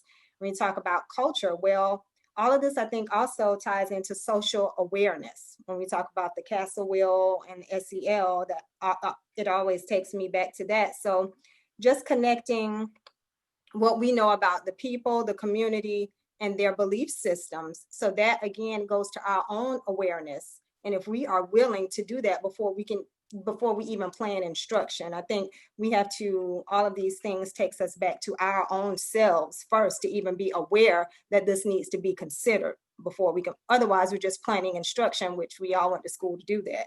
But there's something else to be said about seeing the human beings and then planning the instruction based upon best practices. I think that's an excellent point. We have to know who these families are as individuals. We have to know what's the culture of the community in which we are providing services. And it may be different in different parts of town. So regionally, we may have differences in family structure. We can't assume that if a child has a Hispanic last name, that everybody in that family speaks Spanish. We can't assume that if someone looks a certain way, that puts that child or that family in a certain ethnic group. So we have to, as you said, Patrice, really know who those individuals are. Really rich discussion. Thank you so much. We're going to go back to screen share. Really want to think about, when we think about developmentally appropriate practices, one of the things that you saw in our training is really the idea that movement is important for children. And I think that is important whether a child has physical limitations or not, having those richer conversations, encouraging listening, really developing that brain, developing those motor skills as well. So when children are engaged, it makes learning a lot easier. The more parts of the brain you use, the more likely you are to retain information. And I think that's for all of us. We can't just watch something. If we participate in it in a meaningful way, we retain it a lot better. So we're going to go bananas right now. And in your handout on page 4, what you're going to see is a little text box at the bottom. And what I want you to think about is a real banana. So here's my real banana here that's fading into my virtual background. And so what I want you to imagine, I wanted you to see my real banana here, and it's not really showing up that well. but you can imagine what a real banana is like because you've actually eaten one before. So what I want you to do is think about write down as many characteristics of a banana as you can. You have about 2 minutes to do that. So think about what it looks like, how it feels when you touch it, what it smells like, what it sounds like when you're chewing it, what it tastes like. So in that little box on your on page 4, write down as many characteristics of a banana as you can.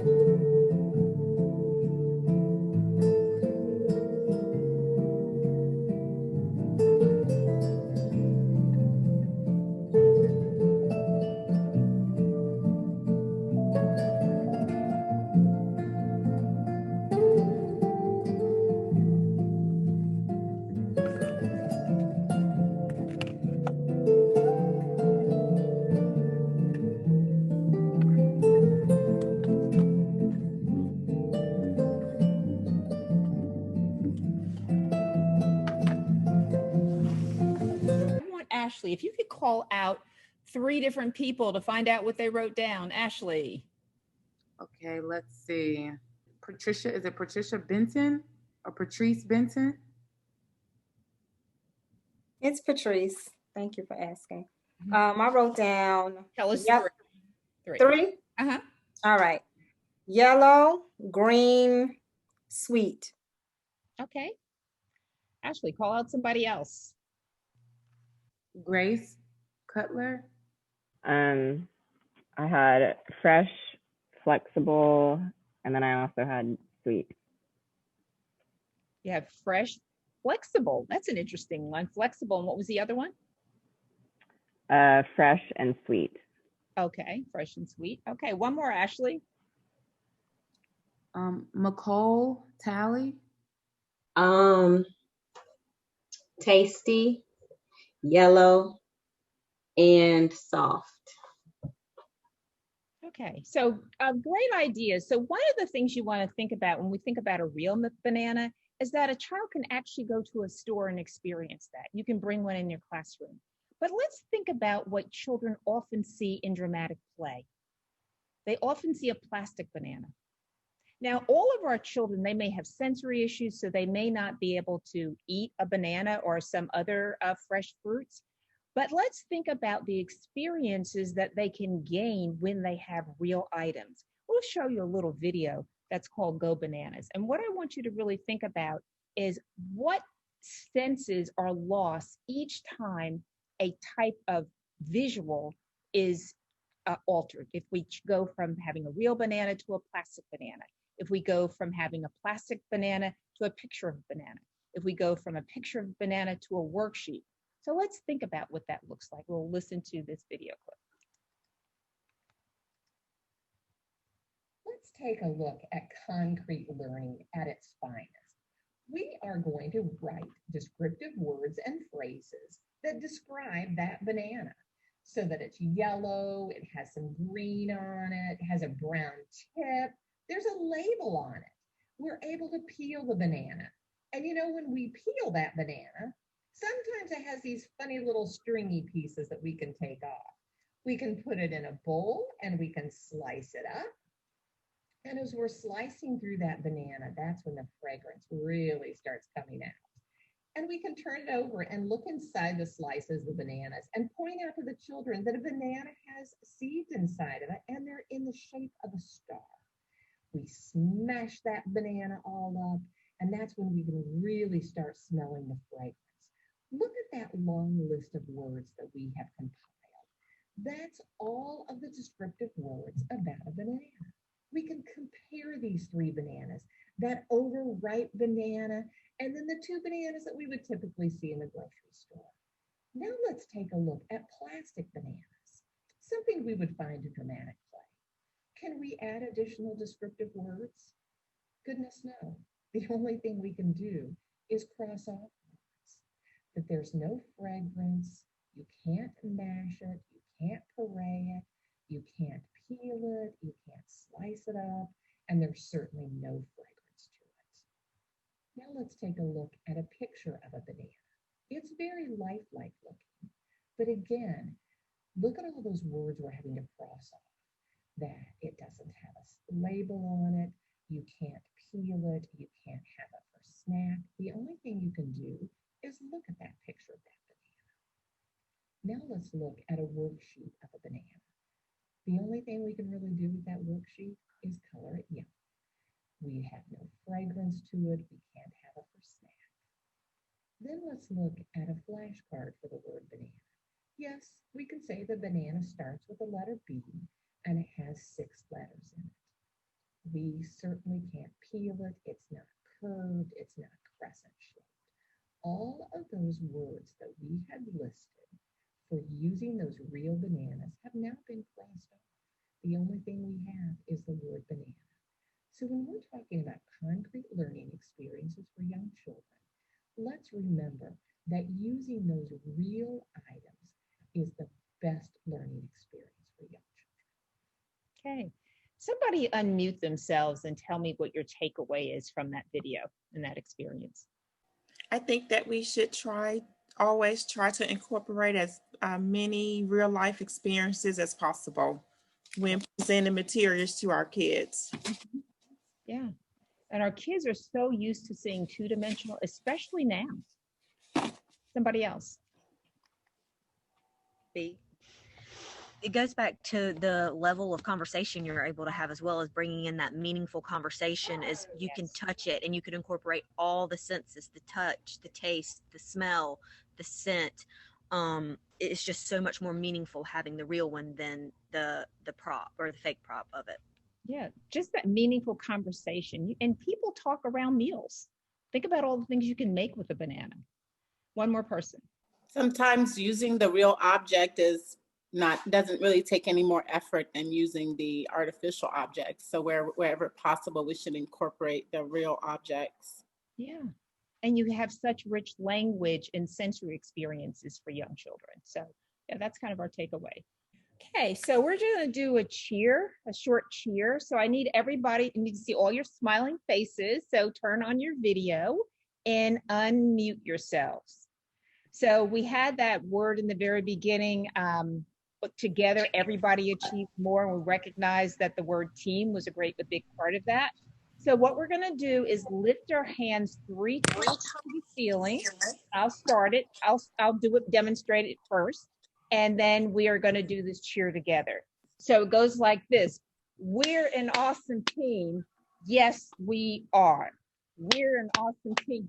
We're an awesome team. Sorry. Yes, we are. We're an awesome team. Yes, we are. Okay, are you ready? Yeah. 1, 2, 3. We're an awesome team. Yes, we are. One more time. We're an awesome team. Yes, we are. Okay, yeah. Thank you. Sounds a little wonky when we're all unmuted. So mute yourselves again. And so we want to have you take another poll to find out how many of you use the gels to plan instruction. So for some people, it may not be applicable, especially if you're an administrator. So how many of you use gels to plan instruction?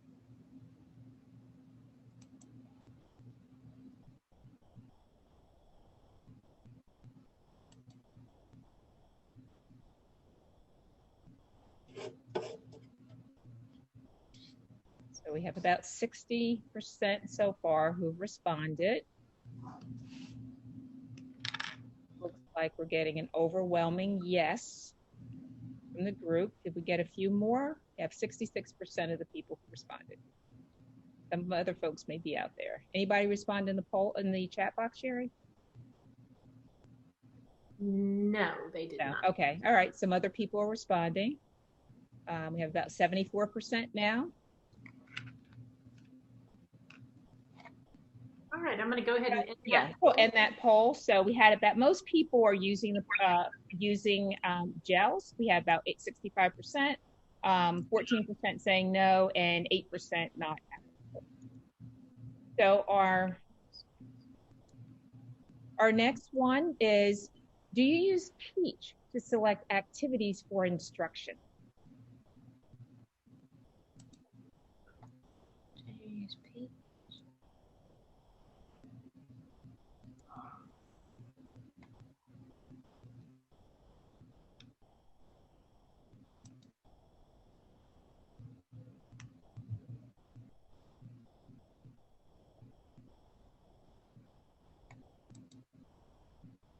So we have about 56% of the people who've responded. And overwhelmingly, the answer is no. We have 2 people that said yes, they do. And there were 10 people that this does not apply to. So we had about a 64% response. So you're going to learn about a little bit more about Peach as well as the gels. So one of the things you really want to think about, no matter where your children are, they come in at different points of learning. We really talked about that idea, that using that whole metaphor of bowling. So while you're expected to meet the goals of the IEP, we really need to always make sure we're helping children work towards the goals for their age group, their peer age group. So now we'll discuss the GELS, the Georgia Early Learning and Development Standards. So listen to what 2 co-teachers who you saw earlier will say about using the GELS in their classroom. When I start my lesson plans, I always start with the GELS and kind of, I assess periodically throughout our week about how the students are performing. We take a lot of like work samples and determining like where they are with sort of acquiring the skills that the GELS has set for us, and we kind of plan based off that.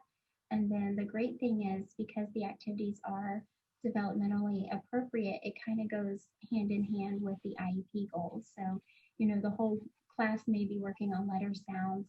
That may also be an IEP goal. So we're kind of targeting it in large group and some of our small groups. So then that way, when Ms. Weston is working with them one-on-one, it's already information that they've kind of been exposed to and have some practice with. So they really feel that it's a valuable tool in their classroom. So with using the GEL, it allows us to customize the indicators to work on ones that are developmentally appropriate. And it also helps you to know your individual child, which of the indicators are most appropriate for the kids that you're working with. So I want you to listen to a video that helps you take a deeper dive into the GELS. Especially pay attention to the section that highlights the rationale for each of the indicators. Sometimes when people are using the GELS, they overlook this important section. And the rationales really help you to plan an individualized instruction with young children. So this webinar can be found at our YouTube website, which is bestpracticestraining.gsu.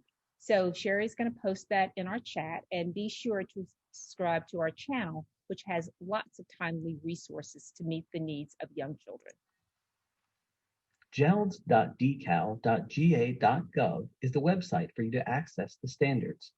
Georgia's standards promote quality learning experiences for children and address the question, what should children from birth to age 5 know and be able to do? This is the GELS homepage. There is an overview of what the GELS are and how the standards serve as a framework for learning. The homepage is organized to look like folders in a file box. The featured fields are divided into file folder tabs, which will help you navigate through the site. There are 5 domains or areas of learning that support the growth of the whole child, ages birth to 5. The domains are assigned a color and an abbreviation.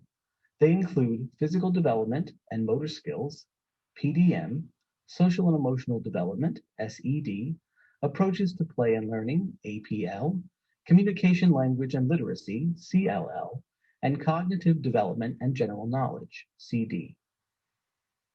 To find out more specific information about each domain, click on the GELS tab. On the GELS page, you can look at the standards for each domain. If you select cognitive development and general knowledge, you will notice that this particular domain is broken down into subdomains. The subdomains are math, CD-MA, science, CD-SC, social studies, CD-SS, creative development, CD-CR, and cognitive processes, CD-CP. Once you select a domain, you will be prompted to select an age group. This selection will provide an opportunity to look at skills as a continuum, or in other words, as developmental milestones. For example, if you teach preschoolers ages 36 to 48 months, you can select that age group alongside 24 to 36 months and 48 to 60 months to see the progression of a particular skill. A child may need more practice or progress past a skill, so you can look to see if you need to go back and reteach a concept or move forward to challenge a child's abilities. In a moment, we will look at a more detailed example. Each standard has a breakdown of indicators of each group. You will find a brief explanation of each indicator box. Here you can see that we have clicked on the plus and minus sign to look at the indicators for the standard PD-M2. It reads, the child will participate in activities related to nutrition. Since we selected to look at all of the age groups, the breakdown of skills is shown from birth to age 5. As mentioned earlier, if you work with preschoolers aged 36 to 48 months, and you choose to look at the age alongside 24 to 36 months and 48 to 60 months, you are able to see the progression of the skill. Preschool children ages 36 to 48 months should be able to demonstrate the skill helps prepare nutritious snacks. Children that are ages 24 to 36 months may need assistance, and children ages 48 to 60 months should be able to help prepare nutritious snacks and meals. How should children be able to demonstrate a skill? What does that look like? And how can you teach it? Well, to find out more details about a skill, you can click on the indicator box. You'll notice that some indicators have video camera icons. This means that there is a video demonstration of a teacher teaching the skill and/or children demonstrating and practicing the skill. Let's look at PDM2.4b. Sorts food into food groups and communicates the benefits of healthy foods in detail. The song and rhythm instruments will teach or practice a creative development skill. And the message board review will focus on a communication, language, and literacy skill. We'll focus on CLL2.4b because that is the indicator we decoded. For example, you are asked to lead or assist your co-teacher with this closing activity. You look and see that CLL2.4b is the skill that you should teach when you ask the questions that are listed. Most programs require lesson plans to be completed and viewed ahead of time so that materials can be gathered and prepared for instruction. So let's take a look at what you will teach during this closing activity. Go to the GELD site. Click the GELDS tab. Select the domain CLL, which is Communication, Language, and Literacy. Remember the number behind the decimal point represents the age, so you would select 48 to 60 months. Select the second standard, CLL2, which is found under Receptive Language. Select Indicator B. Remember, it is important to go to the GELDS indicator and familiarize yourself with the details so that you have an idea of what the children should be able to demonstrate for you during the activity. Take a moment and read the indicator details.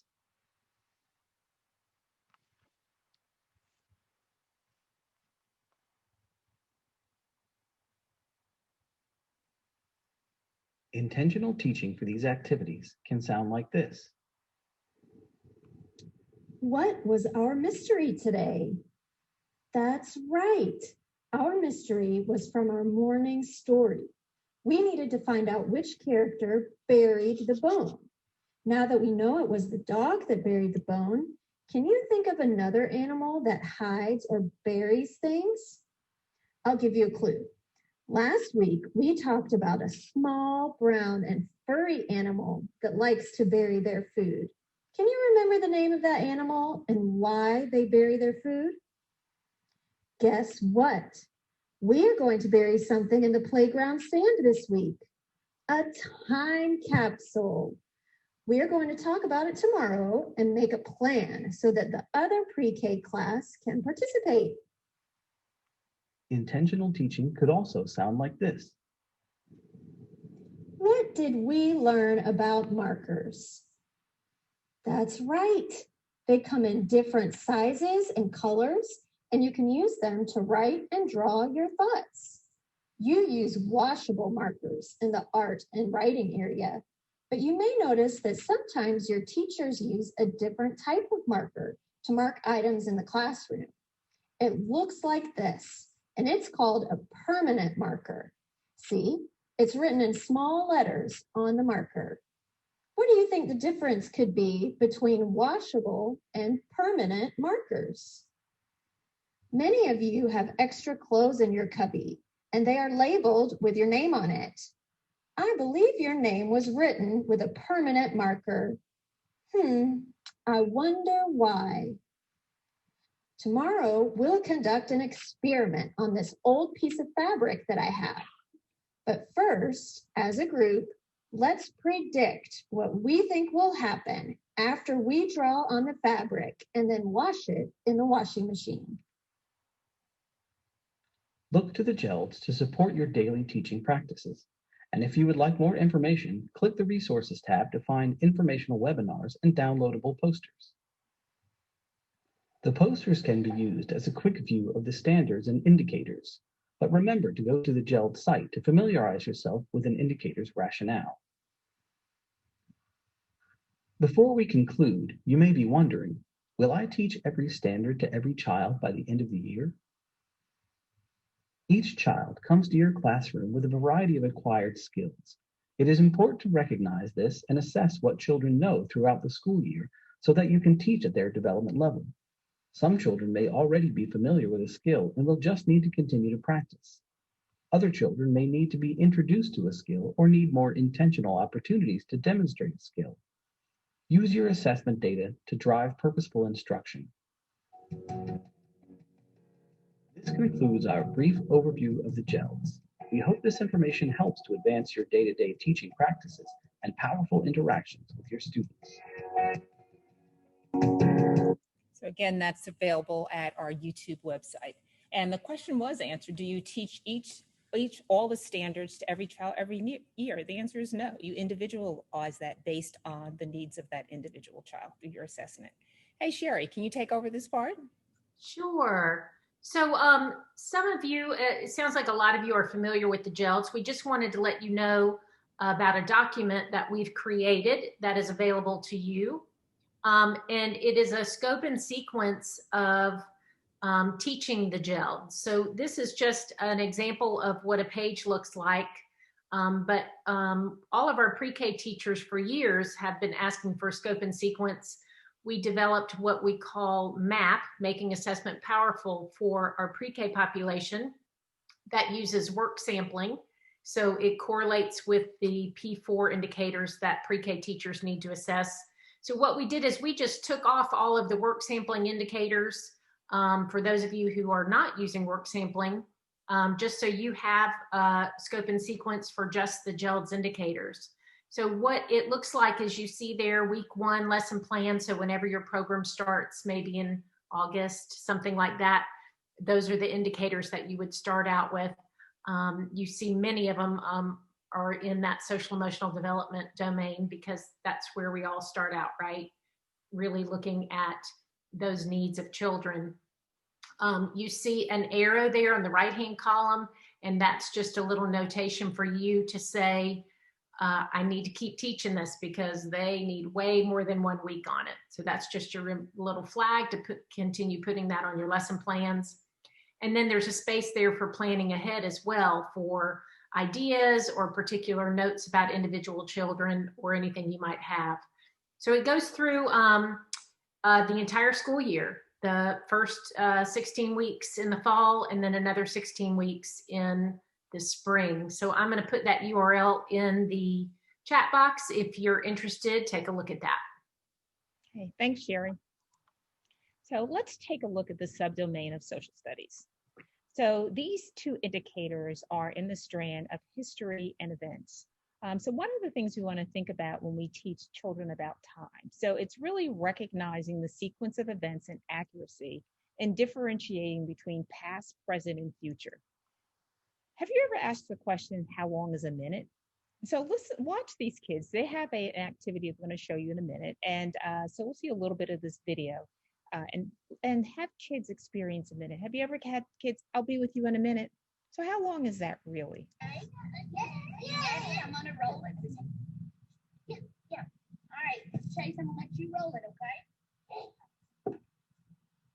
It says count to 10. All right, Mia, flip it up for us. Start the timer. All right, we're counting to 10. 1, 2, 3, 4, 5, 6, 7, 8, 9, 10, 11. 1, 2, 3, 4, 5, 6, 7, 8, 9, 10, 11. 1, 2, 3, 4, 5. Minute is a long time, isn't it? So one of the activities that you can get from our website is called the Minute Cube. And so it allows children to engage in various activities for 1 full minute, such as doing head, shoulders, knees, and toes, doing air writing for a minute, a choice of an activity. So again, that is a long time, not only for kids, but for us. So I'm going to just share this with you. This is one of them. We were going to do that, but I'm going to move past that because we still have a lot more ideas to share with you. So another one is called What Can You Do in 2 Minutes? So this again is available at our website. So it has examples of things that you do in 2 minutes, in an hour, in 30 minutes, and you can have children sort those by the time frame. So let's take a look at calendar time. So we typically think of calendar time.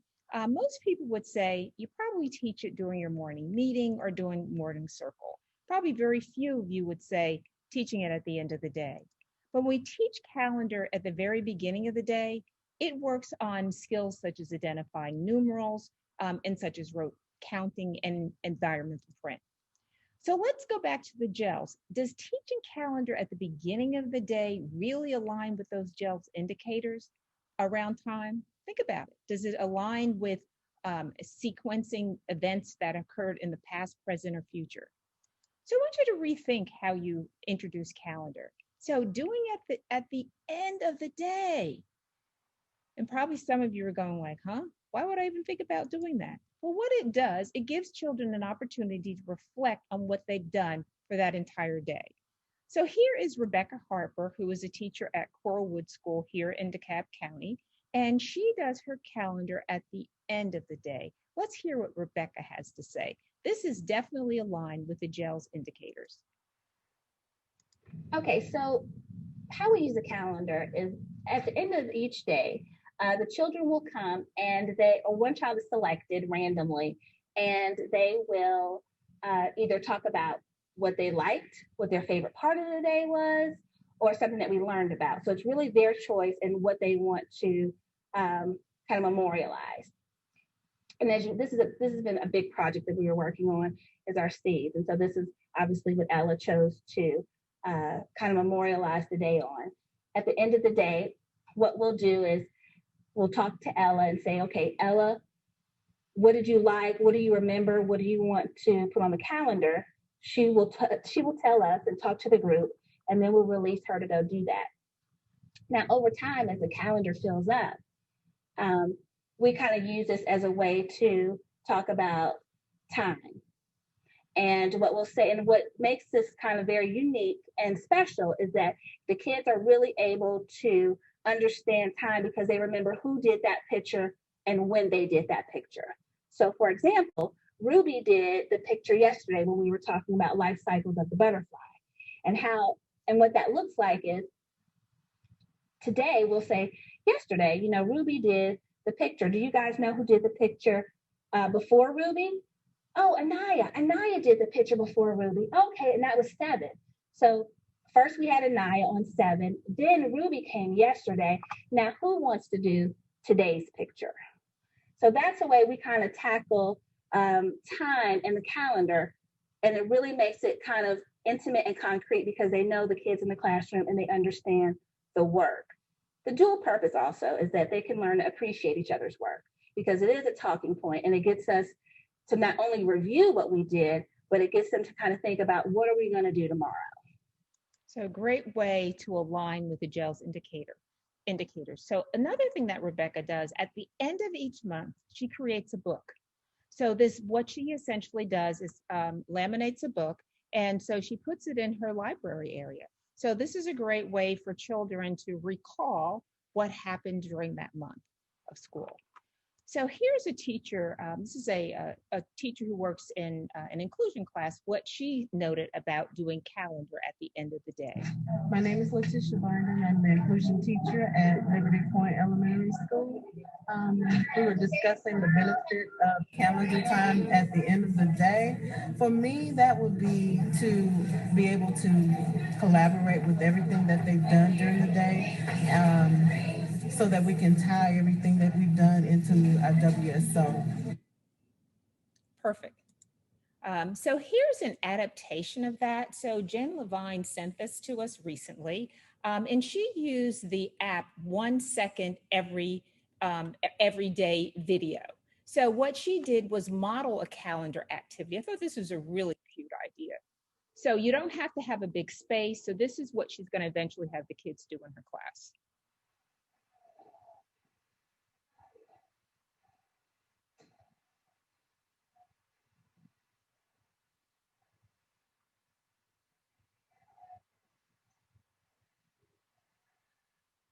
Great idea whether you're working virtually, hybrid, or in a classroom. So one of the things probably some of you are thinking about, well, how do I make a selection on which child will post their picture? You can have that child be the reporter. That child reports out. You can make that a class job. That child essentially is summarizing the day. You can do that virtually as well as in a traditional classroom. Some other ideas, again, reviewing those calendars of prior months. So it gives children that timeline. You can put them on a timeline to show children things that happen in that classroom over the course of the year. If you don't have a large space like Rebecca had, you can use just small pieces of paper, maybe even large index cards to simulate a calendar. And one teacher shared they actually posted outside of their classroom so parents could see exactly what they were doing. So really keeping the GELS in mind. So it helps children learn in a variety of ways. And that was just an example of an activity that you could do around time. So development and learning takes place when young children are supported and challenged across all learning domains. So Sherry, anything in the chat box? We do have, Frances says she loves that idea. She says, just most of my kids are half day, but I think it would still work. I think they could still choose something that they loved about their half day of school and draw a picture about it. Yeah, or you could even use that app. It may be something you can do and send home as well. I think it's a great idea. Thanks, Sherry. So now we're going to talk about Peach. And many of you weren't as familiar with Peach as you were with the GELS. So the Georgia Early Childhood Outcomes needs to be at the forefront as you select and develop developmentally appropriate activities for children. And the great thing about Peach, it's aligned with GELS. So this is a free resource. You register with your email and password, and there are thousands of developmentally appropriate activities for children ages birth through 5. And as I said, all of the activities are aligned with the GELS indicators. The features include creating a class, entering your children, creating a daily schedule, and using a lesson plan template. There's also a section called Explore, which allows you to browse the many activities in the GELS. So Sherry, you want to take it from here? Sure. We're going to show you a quick video on how you can explore Peach by either GELS indicator or a keyword. So up here, you can choose a specific GELS indicator. I've chosen SED 1.4b. You can again choose your age group. And as you see, I'm scrolling down in Peach and there's many, many activities. So it kind of does the work for you because they're all assigned to GELS. Up there at the top, again, you can also search by keyword. So if you do a topic of study, such as insects or fall or pumpkins or anything like that, you're looking for particular activities, you can search by that keyword and it'll pull it up for that as well. Okay, thanks, Sherry.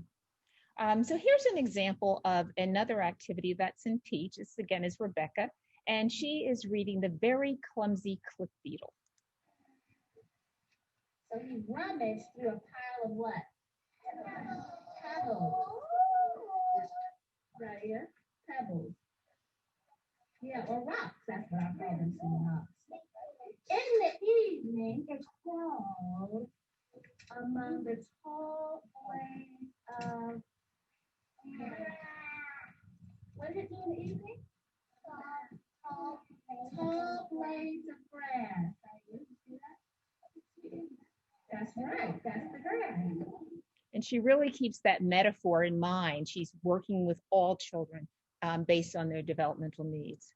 Another idea in the in Teach is having jobs, having a meteorologist. So the website has, our website has really great examples of class jobs that help build community that you can pull from as well to align with Teach. So let's see how a meteorologist in Miss Brazil's class links the day's weather with a calendar activity. What is the weather? Weather, weather. Teacher, is the weather out today? Say, what's the weather out today? All right, this is like your meteorologist. Meteorologist Sam. All right, Sam. Off to the weather observatory.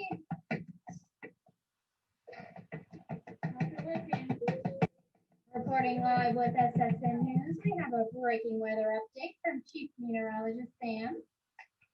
Sunny. Ooh, it is sunny. Please, not so cold. Okay.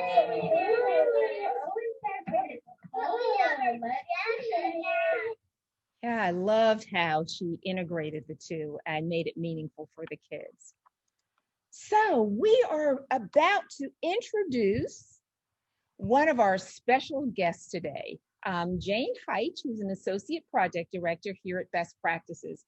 And she's going to demonstrate the diaper weight activity or diaper prediction activity. Jane. Can you get someone as a volunteer to unmute their mic? So, Ashley, can you ask for a volunteer, please? So let me call on, I'll call Paulette. Can you unmute your mic? Help Jane. Okay. Benson's got it. Just takes us a second to get transitioned to the iPad. So who's my volunteer? Hi, it's me. My name is Paulette. Paulette, thank you so much for helping me. So here's what I need you to do. You're going to be counting for me as I am pouring some water, okay? Okay. All right, are we good to go, Benson? Okay, so good afternoon, everybody, and welcome to the BP Science Lab. I'm so glad I get to visit with you. But before we get started, can we do a virtual hello? How about an elbow bump? Can you give me an elbow bump, a virtual elbow bump? There we go. All right. Good to have you here. So here's what we're going to do. We have a newborn diaper from Costco. It's Costco brand. According to everyone, you must know the brand. And it is a newborn size film canister. Some of you may be familiar with a film canister. But what I'm going to do is I'm going to scoop water and I am going to pour it into the diaper. So I need you to predict how many film canisters do you think I am going to pour into this diaper. So just take a couple of seconds, write that number down or whatever, and I'm going to check in with you at the end, okay? All right, so where's my counter? Are you ready? I am ready. Okay, count out loud for me. 1.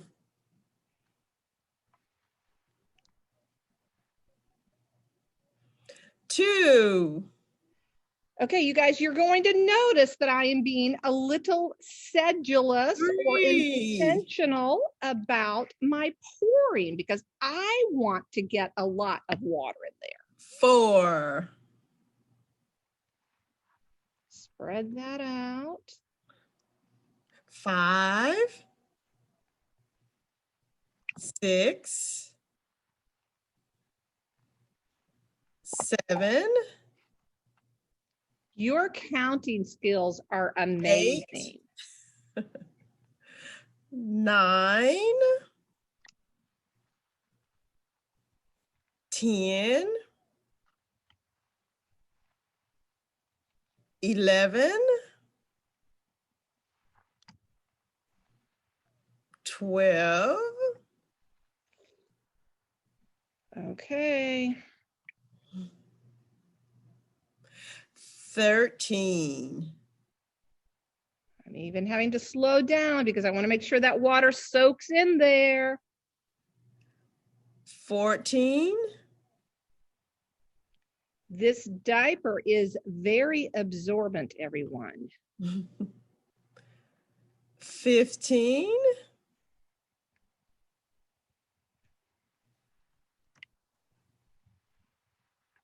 16. Oh man. Vincent, what do you think? 17.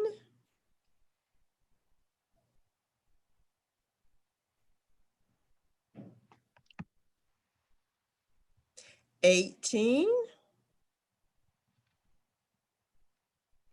You guys must be my good luck charm because typically it's overflowing by now. 19.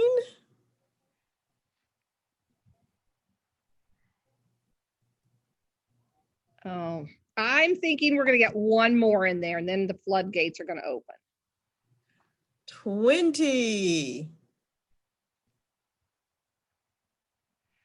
Okay, look, Vincent, can you bring it down? It's starting to flood down here on me, you guys. Okay, so we got to 20. That's pretty good. That's one of the highest numbers we've been able to do. When I press on this diaper, you can kind of see some of the water that's starting to seep out a tiny bit for us, but that's really firm.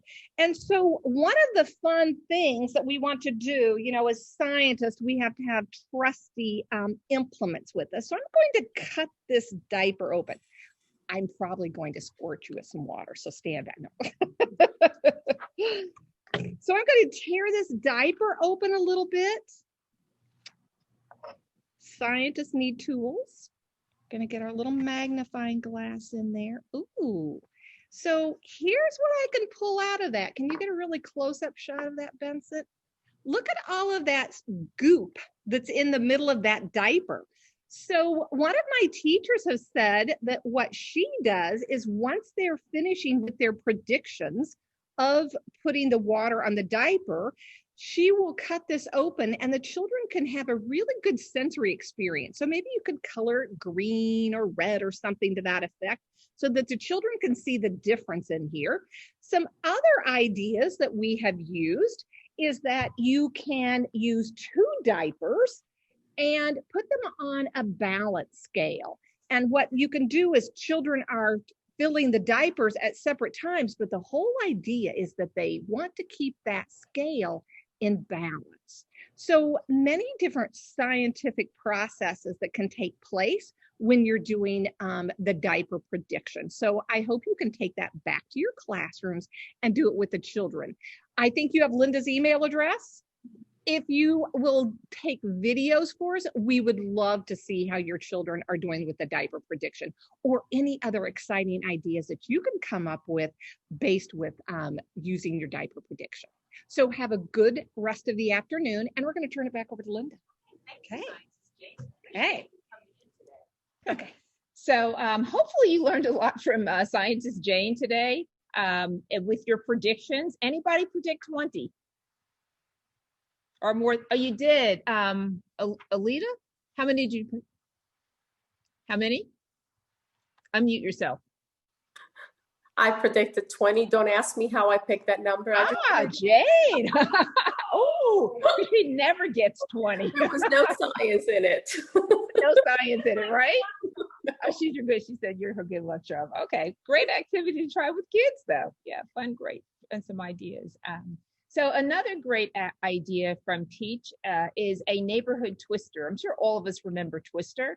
So what you can do essentially is take a shower curtain and put in items that are represented in your community and play a Twister game with kids. And that's something kids could do at home. Great way to support environmental footprint as well as learn about the community. So using some animal yoga is great as well. I was going to have you do a little stretching, but I'm going to have to move past that since we need to end up in a few minutes here.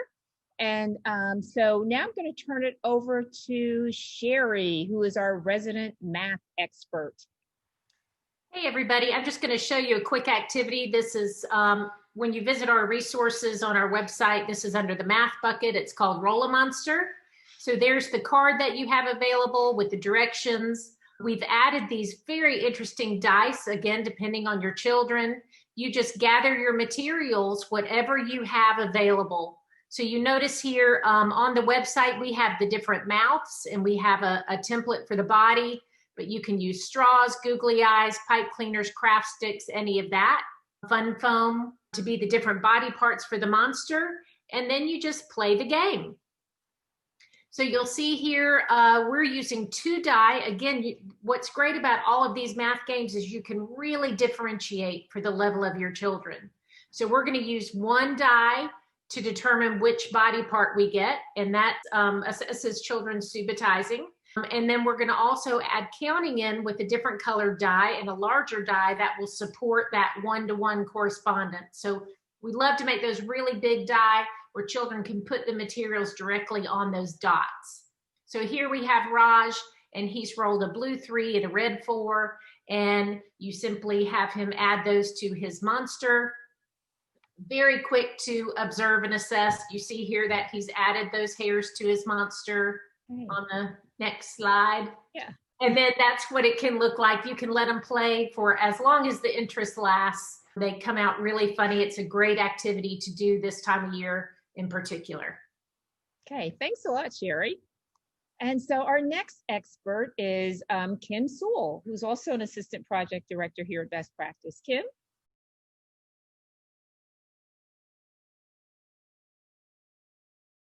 Hey, good morning, or good afternoon. Wow. Good afternoon. I have a book for you. This is part of the crayon series. I love these books because there's always a good message. This one is called Red, A Crayon's Story by Michael Hall.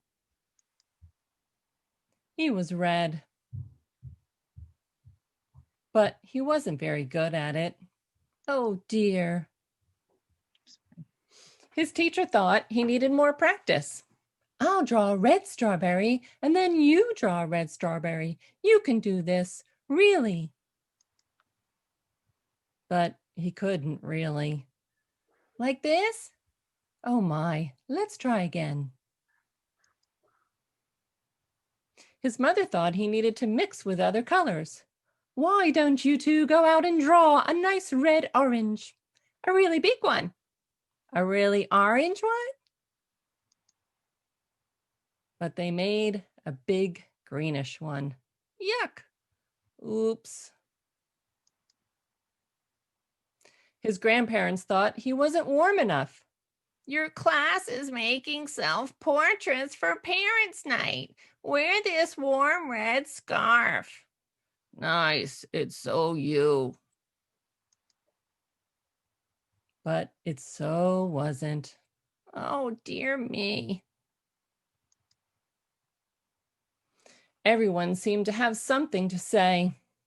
Sometimes I wonder if he's really red at all. Oh, don't be silly. It says on his label. He came that way from the factory. Frankly, I don't think he's very bright. Well, I think he's lazy. Right, he's got to press harder. Really apply himself. Give him time. He'll catch on. Of course he will. But he didn't catch on. Green frog, black sheep, brown cow, red. Ugh. All the art supplies wanted to help. The scissors thought his label was too tight. One snip should do it. The masking tape thought he was broken inside. This will help you to keep together. This will hold you together. I thought he was sharp enough. He wasn't sharp enough. Stay still now. But even with all of our help and all of his hard work, He just couldn't get the hang of it. Ugh. One day he met a new friend. Will you make a blue ocean for my boat? I can't. I'm red. Will you try? So he did. Thank you. It's perfect. You're welcome. It was easy. And he didn't stop there. Blue jeans, blue bells, blue birds, blue berries, blue whale. I'm blue. He was red, blue, and everyone was talking. My son is brilliant. Who could have known he was blue? I always said he was blue. It was obvious. His blue ocean really lifted me. All of his work makes me happy. His blue strawberries are my favorite. He's so intense. I'm going to make a green lizard with him, a really, really big one. I hear he's working on a new project. He's really reaching for the sky. And he really was. The end. Thank you so much, Kim. Thank you. I love all those characters you brought into that story. That's the challenge. You got to remember the characters. Thanks a lot. So we're just going to have a little fun. We're almost near the end of our day. So this is when you need to get that 8.5 by 11 piece of paper out and listen to the directions that I'm going to give you. So everybody hold that piece of paper in your hand, your 8.5 by 11 piece of paper. Hold it in your hand. Okay. And so what you're going to need to do is close your eyes and listen to the directions. So I can't really tell if your eyes are closed, but I'm trusting that you will close your eyes and listen to these directions. So first direction, eyes closed, fold the paper in half.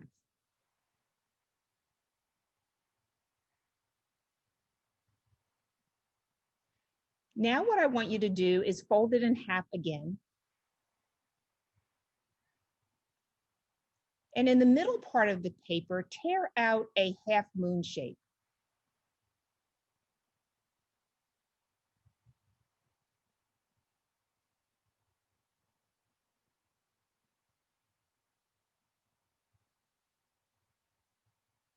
In the right-hand corner, dog ear it and tear that piece off.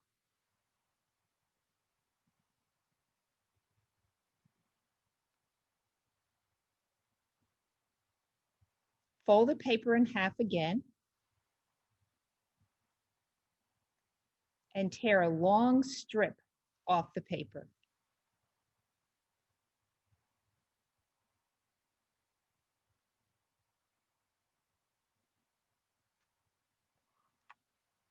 So what I need you to do is unfold your paper and show it to the camera.